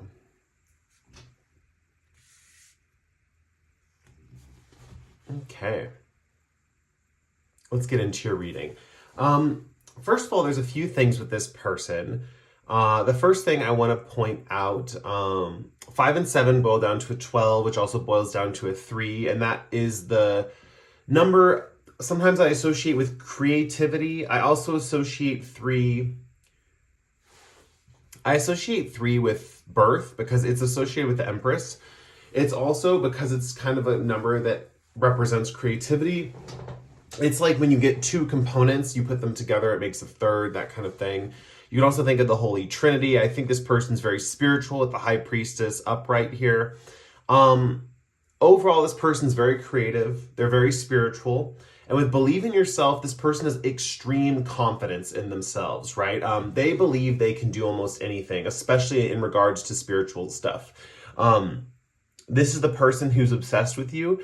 And it's interesting because they might actually, like, how do I put it? They might seem small or smaller in frame with squirrel spirit here, or they might seem like they almost shouldn't have the confidence that they have, but they just have it. Like their outward appearance could be like cute or in a way kind of like nervous almost seeming, or like higher energy or something like that, but they have immense confidence. Like if you were to ask them, they'd be like, oh, I can do that, something like that. One thing that I'm seeing here with actions speak loudly, this person is definitely someone who provides with a lot of actions in this connection. I think this is the person that shows their love by doing things for you. And overall, there's a lot of symbols about a practical connection, something that's very business-like. I think this type of person wants a connection, or the way that they love is in a way that they're looking for a very practical future. I'm seeing that we have majority pentacle cards. I mean, it's not super majority, but we also have action, speak loudly. We have the squirrel spirit, and the acorns are reminding me of a squirrel's wealth or something that the squirrel collects, which is kind of reminding me of money or security, something like that. So with the pentacles energy dominating the reading and those factors also under consideration, there is this vibe of this person wanting some kind of connection that is security focused. Whether that's financial security, job security, it could even be dealing with housing. It's just with the material side of life, the material side, the practical side. When it comes to work, they might want a working partnership where they work with you together on stuff like that. I'm mainly seeing this person wants to merge financial assets eventually, or they want to rely on you in that specific way. Now the thing is, the Queen of Pentacles reversed and the Ace of Pentacles reversed, this is something they probably haven't talked to you about. They're pretty much just showing up with their intuitive side, because the upright cards are the cards that are representative of how they're coming across, that you would be able to know about them, right? These are things that they're showing you, or things that are their traits that you would be able to see about them. The reverse cards are things that they're hiding from you, or that they're keeping to themselves, or things that could be fueling their obsession, like internal motivations, intentions, stuff like that. Overall, with believe in yourself, going back to that, this person has a lot of confidence in themselves, especially in spiritual and creative activities. I think this person gets a lot of ideas on how to acquire wealth, is kind of how I'm seeing it with the squirrel spirit here. They get a lot of ideas on how to acquire wealth. This person is smart with their money, I would say, and they kind of are fantasizing that you are smart with your money too.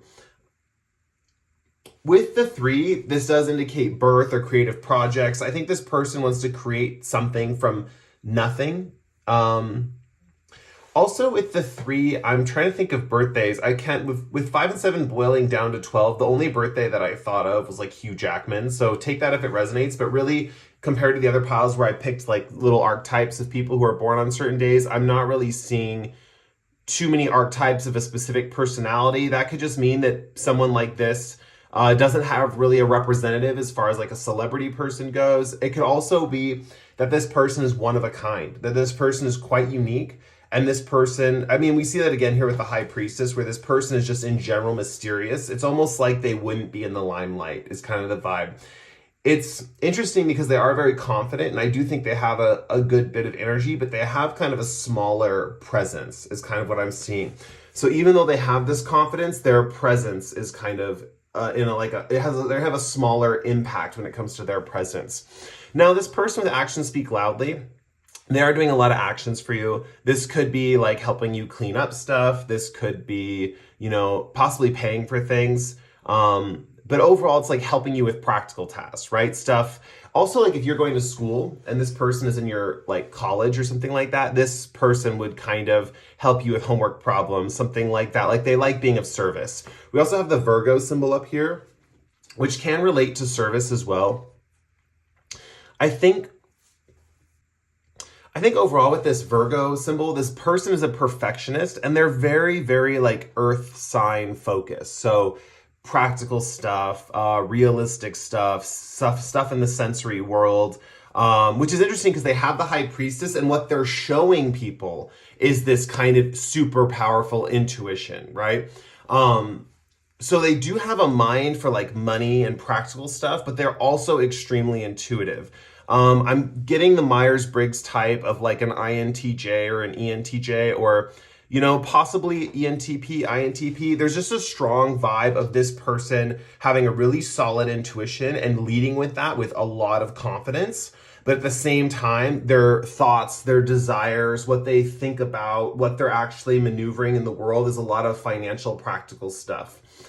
This person is obsessed with you in a way where they feel like you're a good option on paper, right? I don't think this person, they're not the most, like, what's it called? They're not carried away by their romantic feelings.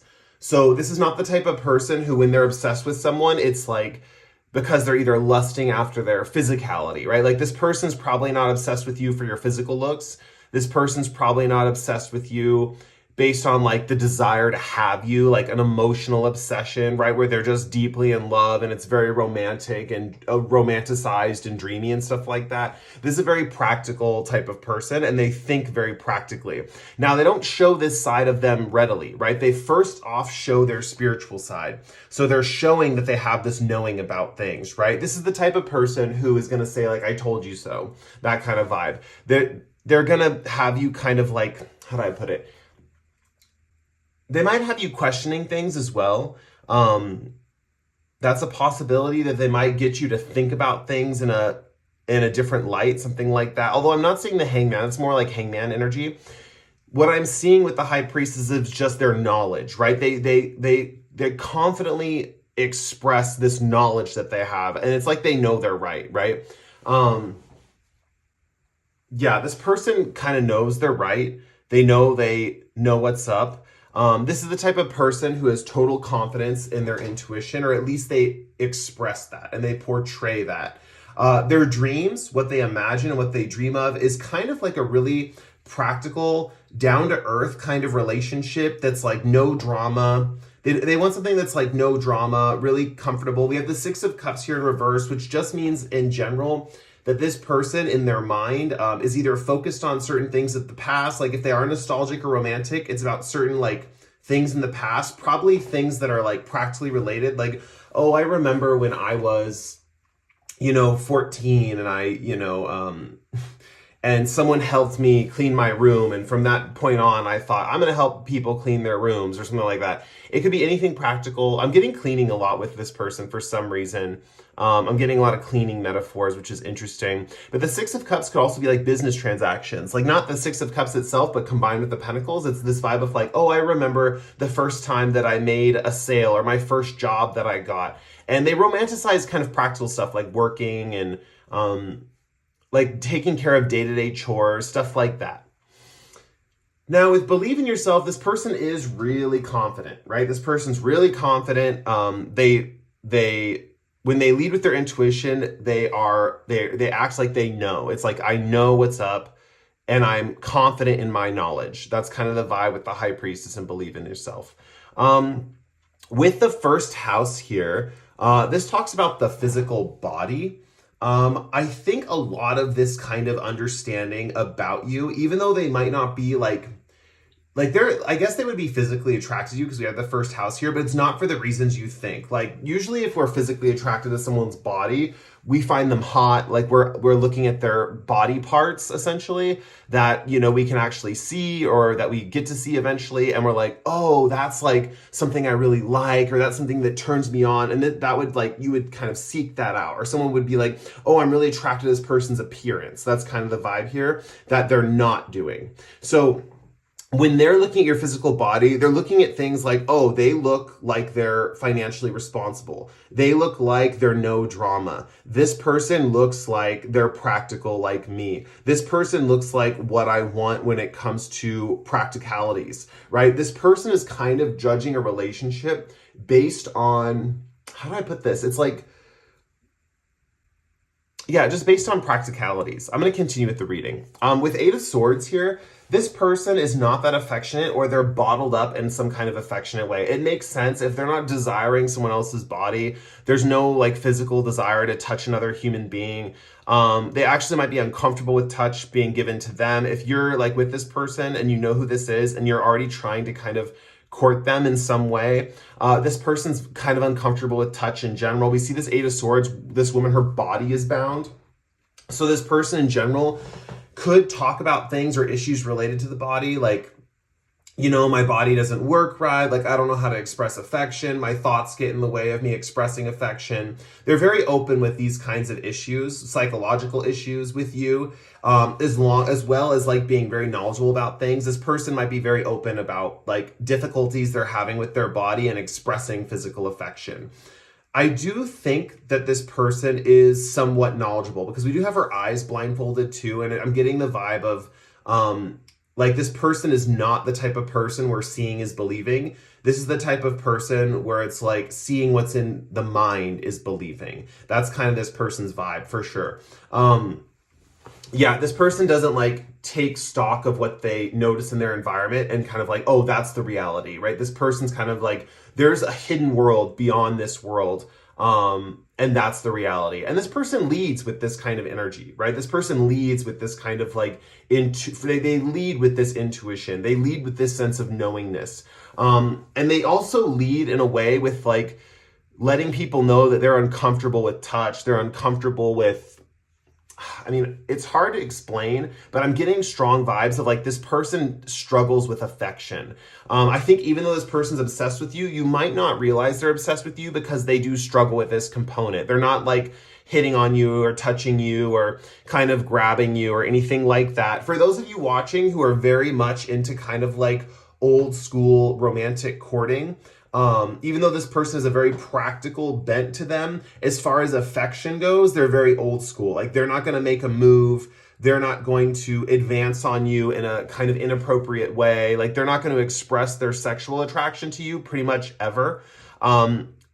It could happen in the future, but a lot of this is this person speaks through actions, right? They'll do stuff for you. Like, they'll fix your cabinet, or they'll like work on your car or something like that. Like, they're kind of someone who uses actions to show their love, right? I'm getting very much practical actions rather than like affectionate actions. So this is not the type of person who really shows love through like a touchy-feely way. In fact, this person might actually need a lot of space, need a lot of physical space around them, something like that. I think when this person deals with touch, they feel trapped. With the Eight of Swords here, with this woman feeling trapped, there's a feeling of, when I'm in intimate connection with someone, I feel trapped, or I feel like I can't move or something like that. Also, the Squirrel Spirit, we have the Ace of Pentacles and the squirrel offering acorn. This person really wants to help you out financially, but they're a little nervous to do so. With the Ace of Pentacles here, I think this person is the type of person who receives a lot of abundance from the universe, and they want to share that with you, or they want to kind of bring you in the fold when it comes to that. Ace of Pentacles overall, with it being reversed, just indicates this person very strongly internal world is a very practical world. Yeah, with the three though, the thing is, even though this person is practical and they have these practicalities in mind, this person is still very creative, right? This person's very creative. They also could be creative with the first house here with their body or their image. So they might actually they might dress in very unique or stylish ways of dressing where they look really good, or they look really elegant, or something like that. Or their style is totally on point, something along those lines. Here's the thing too with this action speak loudly and this Mercury energy. When this person communicates what they say they're going to do, they will do it, right? That's the vibe of this person. So for example, they will back up their words with actions. This is not the type of person who's like, oh, I'm gonna be there. I'll show up at the party and like be there for you at this party or something like that. And then they how do I put it? Then they don't show up, right? This is the type of person who, if they say they're gonna be somewhere, they'll be there. If they say they're gonna work on your car, they're gonna work on your car. If they say they're going to clean the house, they're gonna clean the house, right? Their words are backed up by actions. They're never just gonna say like, oh, I'm gonna do this, and then they back out and they don't do it. That's kind of the vibe of this person. Also, with High Priestess here, they have such a strong intuition and they lead with it. They're confident in it. There's no wavering or shaking in their ability to know things. That's how they kind of know what they can and can't do. If this person can't be somewhere, or they know they can't do something, whether they know why or not, they'll tell you. They'll be like, I can't do that. I can't be there. And they'll basically just say it and they'll follow through with their word. They won't show up. This is not the type of person who can be whittled down by persuasion. It's not like once they know what they can, where they're going to be and where they're not going to be, they are going to be there or not be there. Yeah. With the Virgo energy here, this person is kind of a perfectionist. I'm thinking of order. I'm thinking of structure. I'm thinking of wanting to perfect different things. With that creativity, they want to be like perfect in their creative expression. With intuitiveness, they're going to make sure they're perfect in their sense of knowing.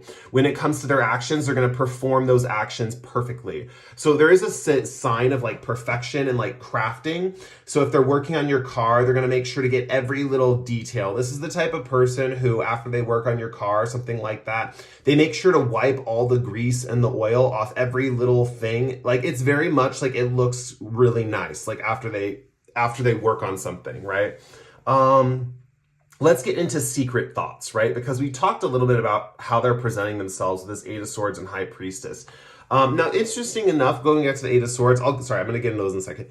Going back to the Eight of Swords, there's this feeling of, like, they do talk about this fact about them not being touchy or something like that, or they want to let you know in advance, right, that they're not that affectionate, or they don't have that kind of aspect to them where they feel like they can express their affection freely, or they can like receive affection freely.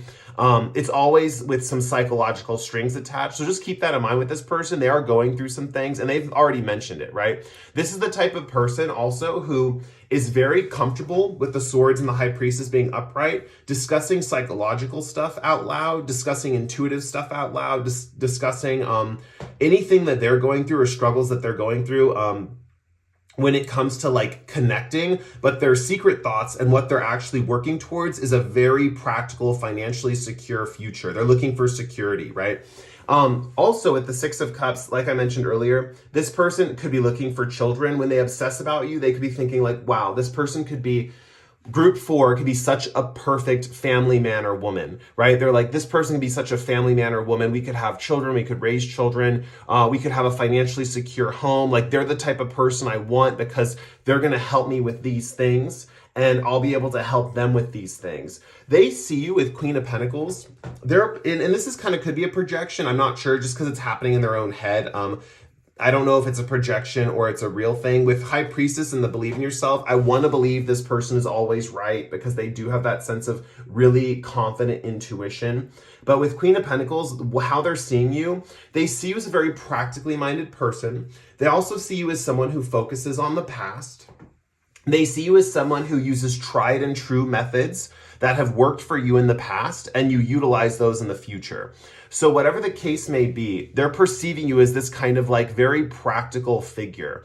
They also perceive you as having like a really nice femininity that matches what they perceive as their masculinity. And even I want to go beyond that and also offer the fact that, because they do see you as a little bit feminine, but the thing is, I think they see themselves as a little bit feminine as well. So there is a vibe of like kind of an asymmetrical gender thing going on where it's like, if they're very feminine, they want someone who's kind of matches that femininity, right? So there is a thing here where what they could be fantasizing about is almost like, like maybe if you are, this also could be like, if it's an LGBT connection, it would be someone who wants to like have the same like gender role as you, right? Like, I know this is a very outdated way of viewing things, but like, you know, they used to say back in like, I'm trying to think of the time where this would be, like maybe the 80s, it's like, oh, who's the man and who's the woman, that kind of thing. This person, in response to that kind of like outdated kind of expression, would say like, oh, we're both the woman, or we're both the man, or something like that, or like, we work together even though we take on the same type of responsibilities. Like, this person wants to work side by side with you. This is not the type of person who wants like how do I put it? They don't want you to have a separate thing you're doing and they have a separate thing they're doing, and you guys kind of just are those opposites that are kind of complementary because you're doing the things the other one doesn't like. They want kind of like a relationship where you're both working towards common goals. You're both like, this person wants it kind of intellectual in a way where you guys can discuss the same interests, but at the same time be in the same world, if that makes sense. I hope that made sense. I also, with the Queen of Pentacles here, they see you as nurturing in general. They feel you as nurturing. They feel like you make a great mother with the Six of Cups, or a great father, something like that. With the Rabbit here, they do see you as fertile. And remember, they're not that sexually drawn to you in a way. They're just kind of like focused on the fact that you look like you would be fertile or something, or like if they read about what a fertile woman would be, they are, or a fertile man or whatever, like they see you as fertile. So it's like almost like a logical calculation, like, oh, they would be good to you know, hook up with, because I think that we would have a higher chance of having a kid. And remember, they are kind of intuitive. They have that intuitive sense, so they might even know who is more prone to being able to have babies, or who has more potent seed or whatever. I know this is getting like a really weird kind of like description, but I feel like this person might think this way, maybe not in such vulgar terms. Apologies for me saying seed, you guys. Anyway, there's this vibe here, though, that they see you as someone who is fruitful, essentially, when it comes to like your body and stuff like that. They might actually see you as very healthy. They might see you as someone who takes care of themselves. There might be a feeling of longevity here, that you'll be alive long enough for them to have a connection with you. And most of all, they see you as financially stable, that you're actually financially responsible, and that is something they really, really like about you. They like this sense of financial responsibility. They like this sense that you take care of practical things just like they do. They really don't want someone who's like necessarily their opposite. They're looking for someone to walk with them in this life side by side. Could be a twin flame kind of thing, because in some, I mean, I don't know too much about twin flames. I just know the cursory, superficial stuff about them. I haven't read too deeply into it. But based on like a superficial version of a twin flame, where it's kind of like a part of your soul, or someone who walks the same path as you, it's like that twin kind of energy. They're getting that kind of vibe. Let me see here. This person, if you choose to date them, or say you like, you know, they're obsessed with you now, and so you choose to date them, I am saying this person could be a little hard to know they're obsessed with you, because they aren't that affectionate. And this is the point I want to get at in this connection. This person might need a few different things for affection to be expressed, right? Like with the Virgo energy here, they might need the perfect environment. So they might need like candles and like ambiance for them to express that. With the Mercury energy here, they need like sensual words or sensual communication, I think, to express that side of them, or bring that side of them out. They need safe language. And safe language is different for everyone, but I feel like this person's very affected by word choice, and they're very affected by like how someone approaches them.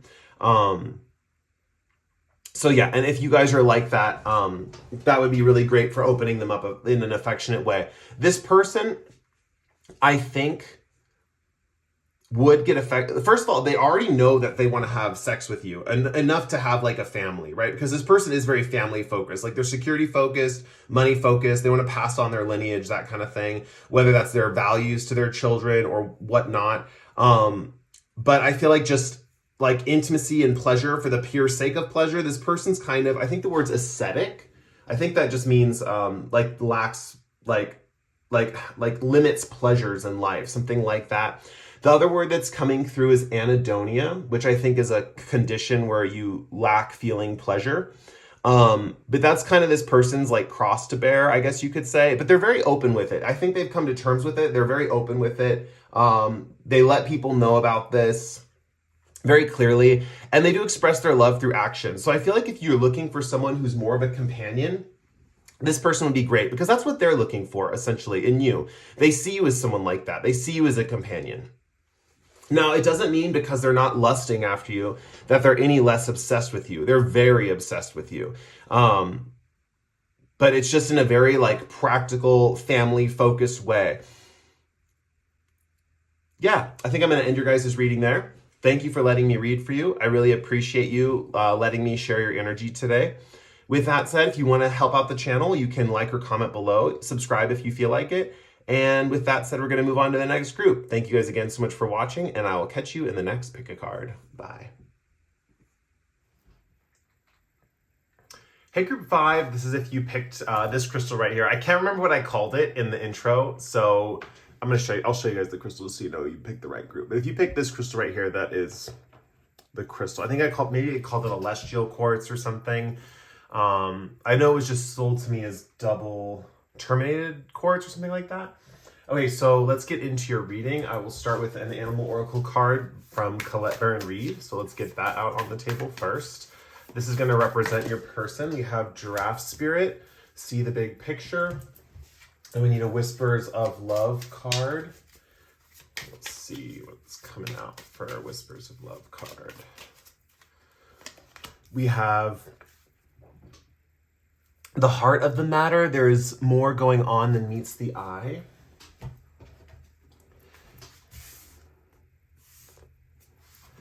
Okay, and then let's get some tarot cards for you guys to see more indicators of why this person's obsessed, maybe a little bit about their thoughts, and how you would know who this is. So who is obsessed with group 5?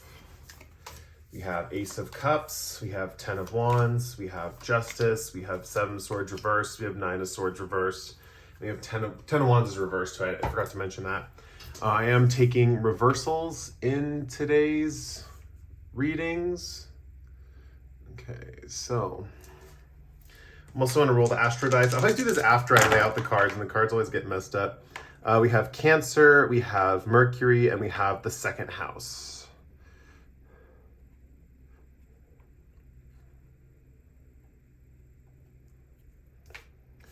Okay. Let's see here. Okay. Let's get into your reading. So first with Giraffe Spirit, See the Big Picture. Something coming through about them is their ability to look at kind of like the long line. Like I'm literally seeing like a timeline, and this is someone who likes to help you look at the big picture of your life. So if you ever have any problems or emotional issues or something like that, or you've come to this person with problems, they're probably trying to expand your view from the singular moment you're living in at that moment into a bigger picture of like if you're having difficulties with a specific class in school or something like that, this person would say like, look, this is only one class. You're going to have other classes that are going to be easier, and some are going to be hard, some are going to be easy. You're just in a moment of difficulty right now. Your whole life is not going to be difficult. You're in a moment of difficulty. That's something this person might say or repeat to you, or some kind of mantra along those lines. With Giraffe Spirit here, this person could be physically very tall or very kind of like larger than life personality, something like that. I'm getting the vibe of like a gentle giant, you know, who might dress kind of like in odd attire. You know, that's kind of like physical. If that resonates with you guys, take that. 29, there is a birthday associated with 29 that is about giving. I think this person is a big giver, especially with their advice and especially with what they know and the secrets that they know. That is one thing that I'm seeing with this person. With the heart of the matter, going to the Whispers of Love card here, it says there's more going on than meets the eye. This is something they remind you of, right? So not only do they remind you of this element with seeing the bigger picture, where they're saying like, oh, there's more to what's going on in this present moment than meets the eye. Like, you don't understand. This could just be a moment that leads to something even greater in the future, right? This is the type of person who might even have the mantra of a little bit of pain in the present is, you know, like 10 times the amount of pleasure in the future, something like that, which is funny because they have this 10 of Wands reversal. I'll get to that in a second.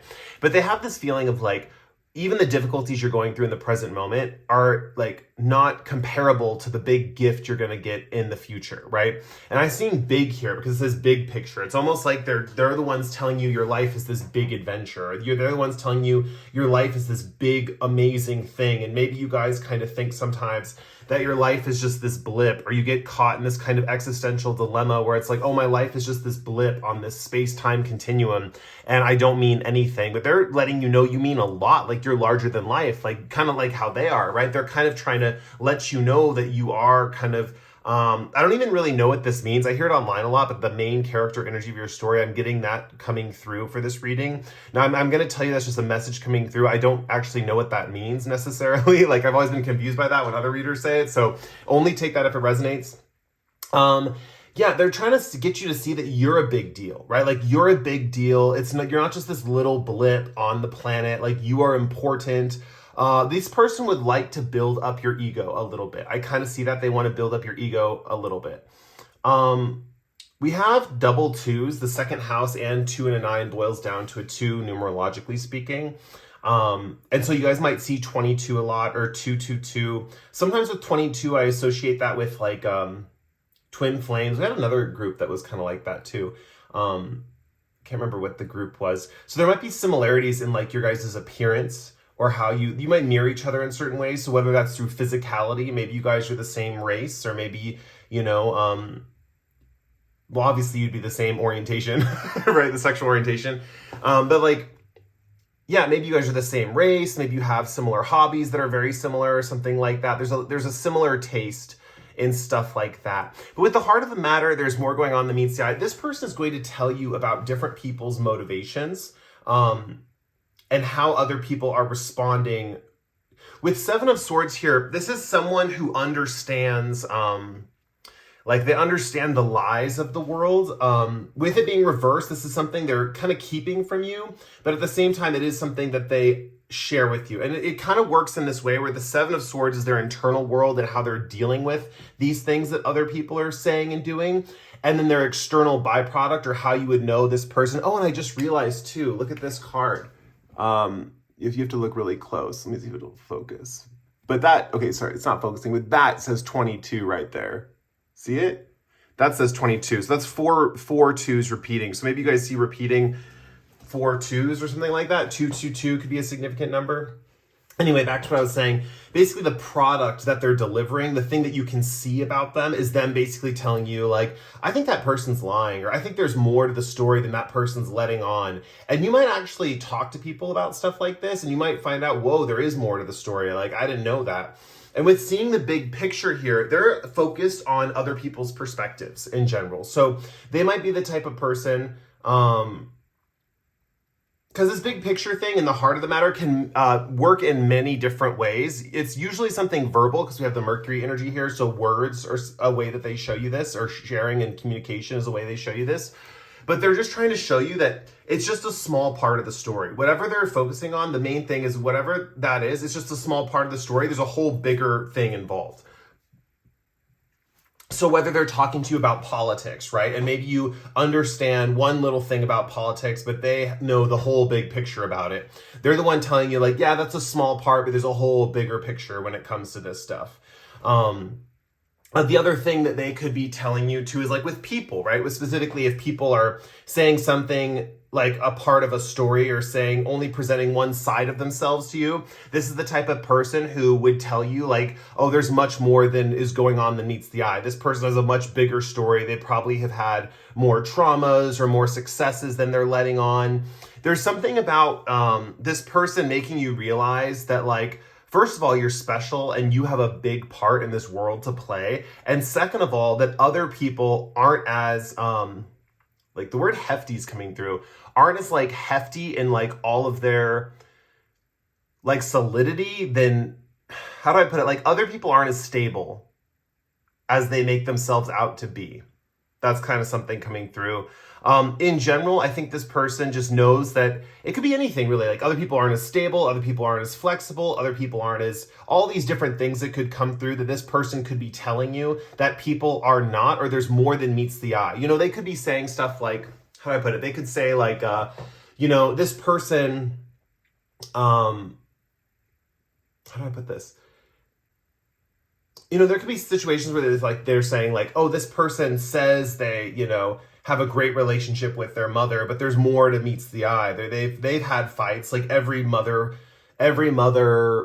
daughter relationship, they've had fights, or every mother son relationship, there's fights and stuff like that. So there's more than they're letting on. They're like, they understand the bigger picture of life is kind of how I'm saying it. And so they're able to let you know that the one thing you're seeing is just like a microscopic like aspect of certain things, right? So whether that's the timeline of your life and you're just noticing that singular moment and they're trying to let you know that you have a bigger timeline to your life, there's much more to come and there's much that has passed. They're trying to let you know about this. They're trying to let you know that there's a bigger picture to things. Hopefully I made myself clear on that. I think I could come up with more examples, but for some reason my brain is just not working in the example department right now doing this reading. So I just want to get the main general gist, and it really could be anything. That's probably why I'm not giving too many examples, because they could help you see the big picture when it comes to anything and realize there's more than meets the eye than you're actually seeing. So let's get into, I wanted to talk about this, the Seven of Swords, because it's kind of one of the motivating factors of why they are sharing this information and how they understand it, and something they're not telling you. With Seven of Swords here, there's a few things they've always learned, like this guy has 5 swords in his hands and there's 2 swords left out. They also understand there's always missing information, and they might not know what it is, but they know there's always missing information. This guy has taken 5 swords and he's left 2 behind. He thinks he has the whole truth, but he doesn't. And that's the thing that this person realizes is, how do I put it? They know that they too, at certain points in their life, they know that they don't have the whole truth either. Even though they might say and come across like they know there's more to the story, you know, they don't actually know what that more is. They just know there is more. And they might not let on that they don't know. That's something that's coming through with the Seven of Swords reverse. So in a way, it's kind of like this feeling of like, I know there's a truth behind this, but I don't know what that truth is. And in a way, they're also putting on a facade in that department because they want to appear like they know. But the only thing they know is that there's more to know. Does that make sense? Like, but they don't actually know what it is. They don't actually know the facts, but they know there's more to it. It's like the person who says like, you know, someone could be hiding like an addiction or something like that. Maybe one of your friends is addicted to some kind of substance. And they're like, I know there's more to this story than meets the eye. You know, they're not this casual person who's just happy with this substance and they don't have issues with it. This person knows there's more to the story, right?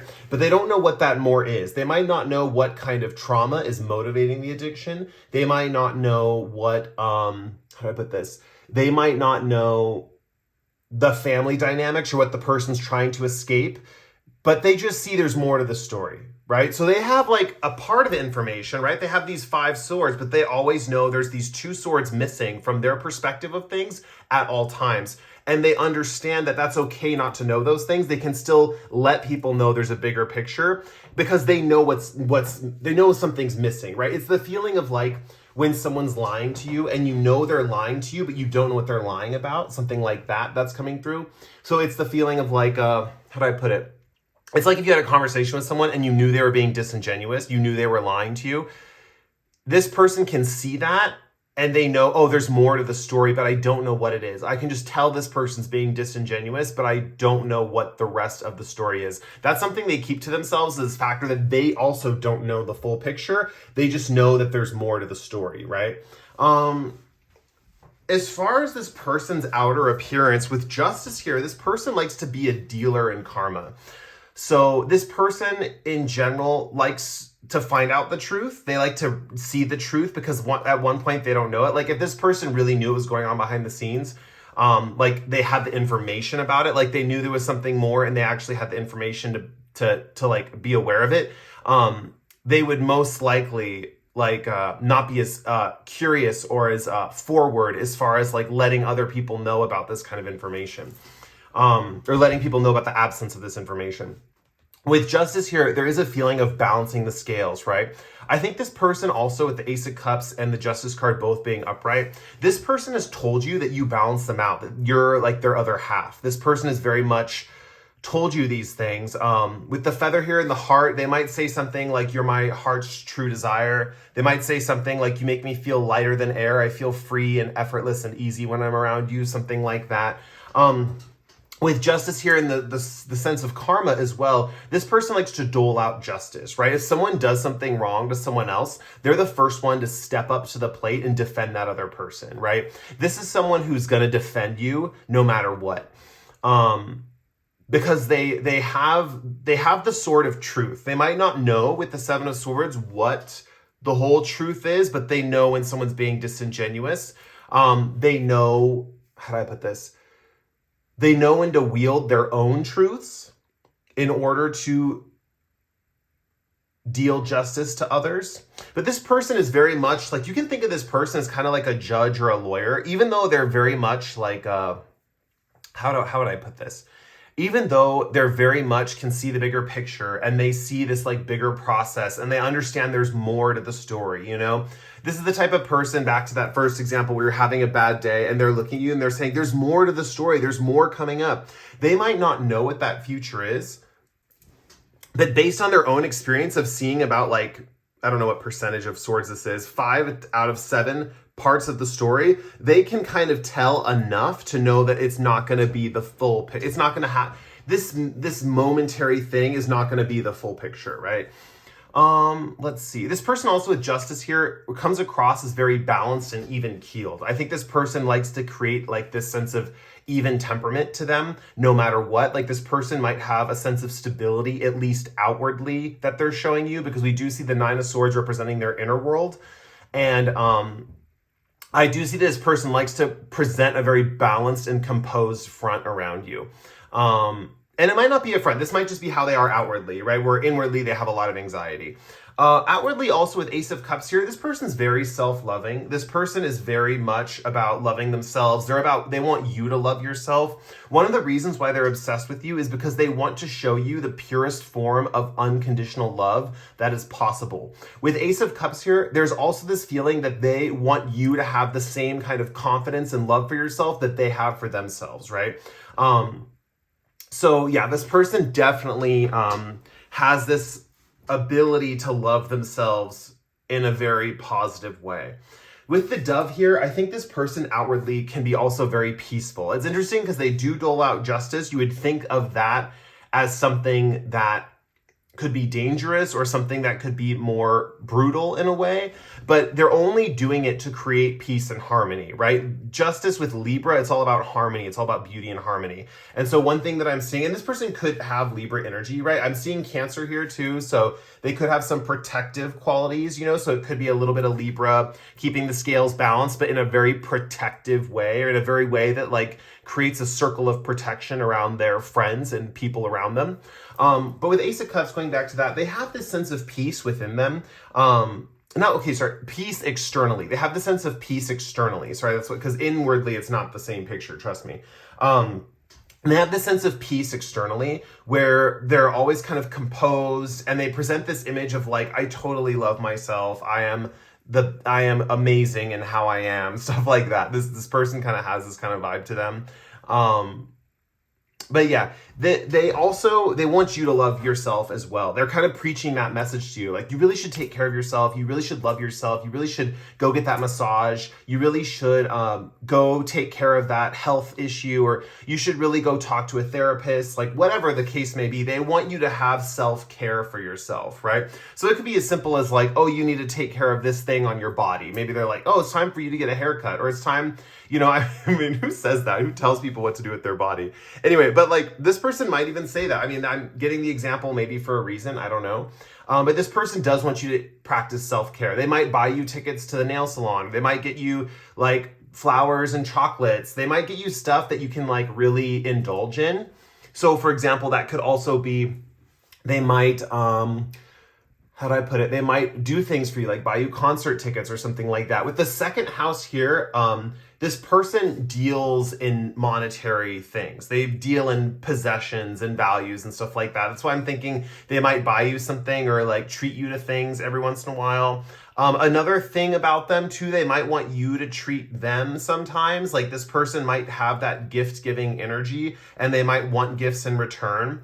I don't know if it's like a deal breaker for them. I just know that like they like to give gifts. So if you're the type that like doesn't like to give gifts back, and you just enjoy getting the gifts, like that's probably fine too. It's just that this person wants that kind of mutual exchange when it comes to that. So if you guys really like this person, want to keep them around, giving them small gifts every once in a while. It doesn't have to be anything major, like something, whatever you can afford or whatever, you know, it's just this person likes receiving gifts, right? They like receiving gifts from people.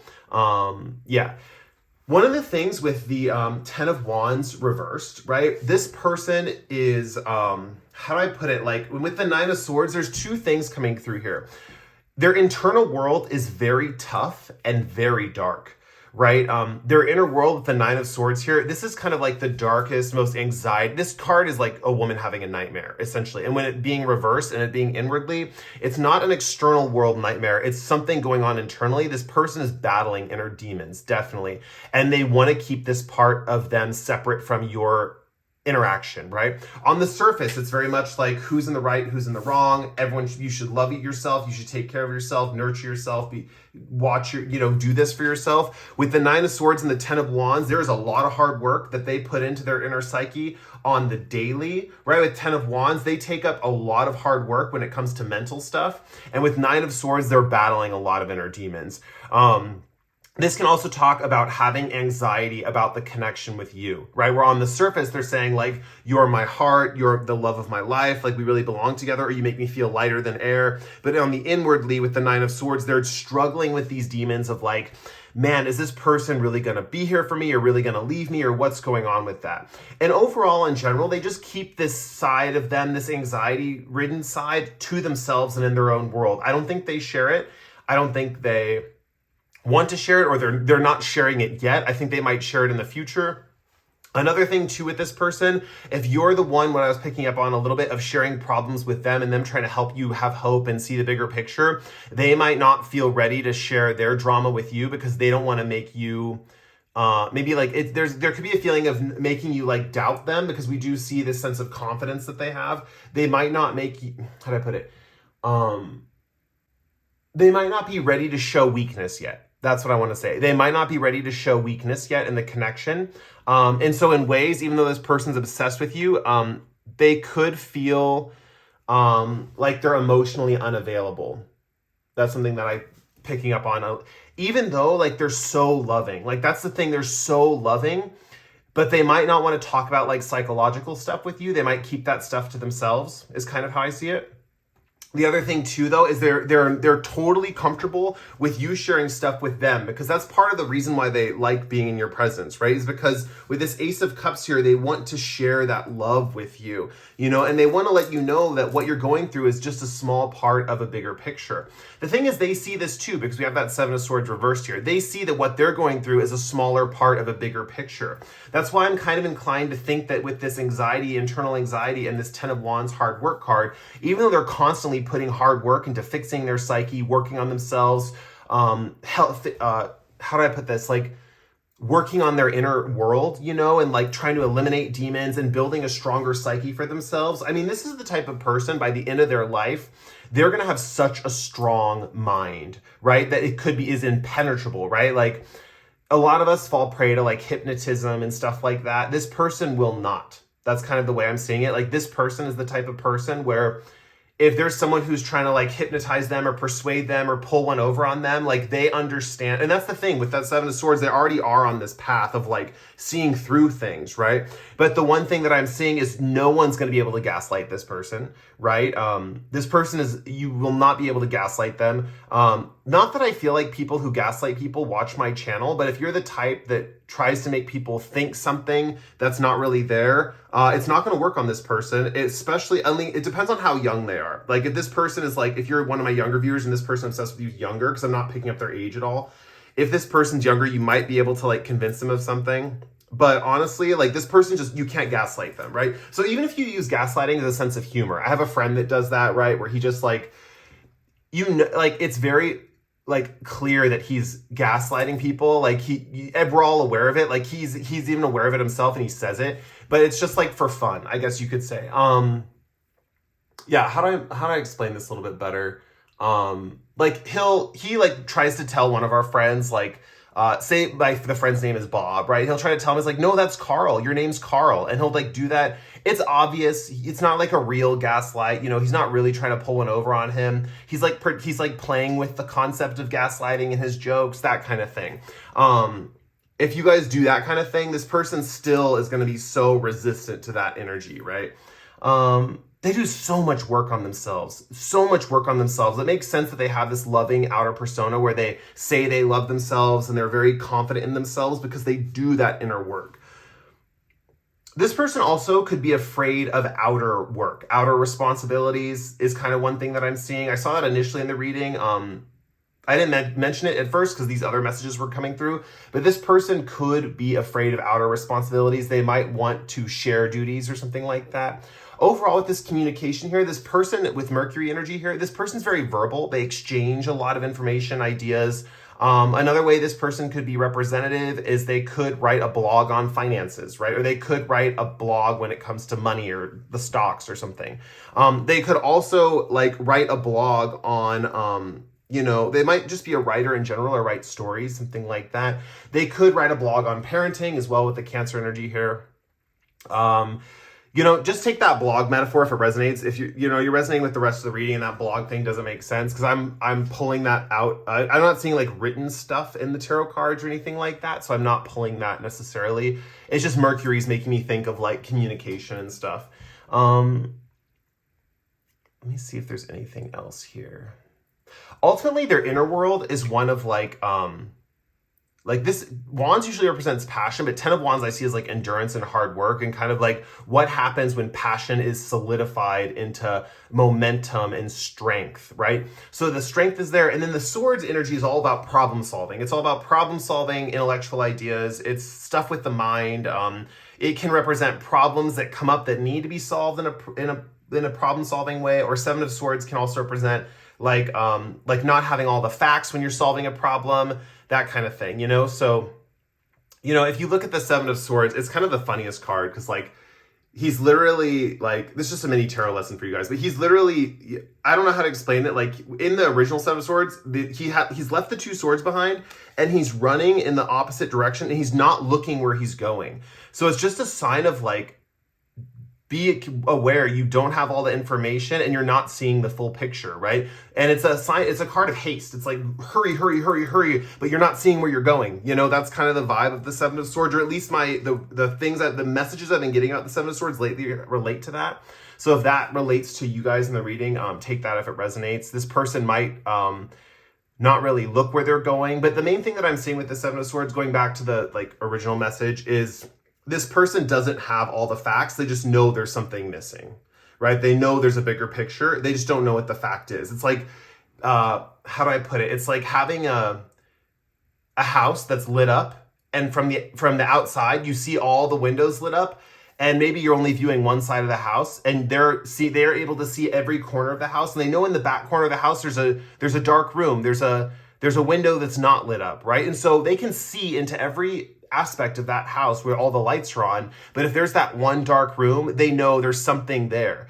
You're not just going to say like, oh, there's no room there. You know, they see the window, they know there's a room there. They just can't see into it because it's dark. That's kind of the best metaphor I can think of to describe how they filter out these things and how they know there's a bigger picture. I think I'm going to end the reading there.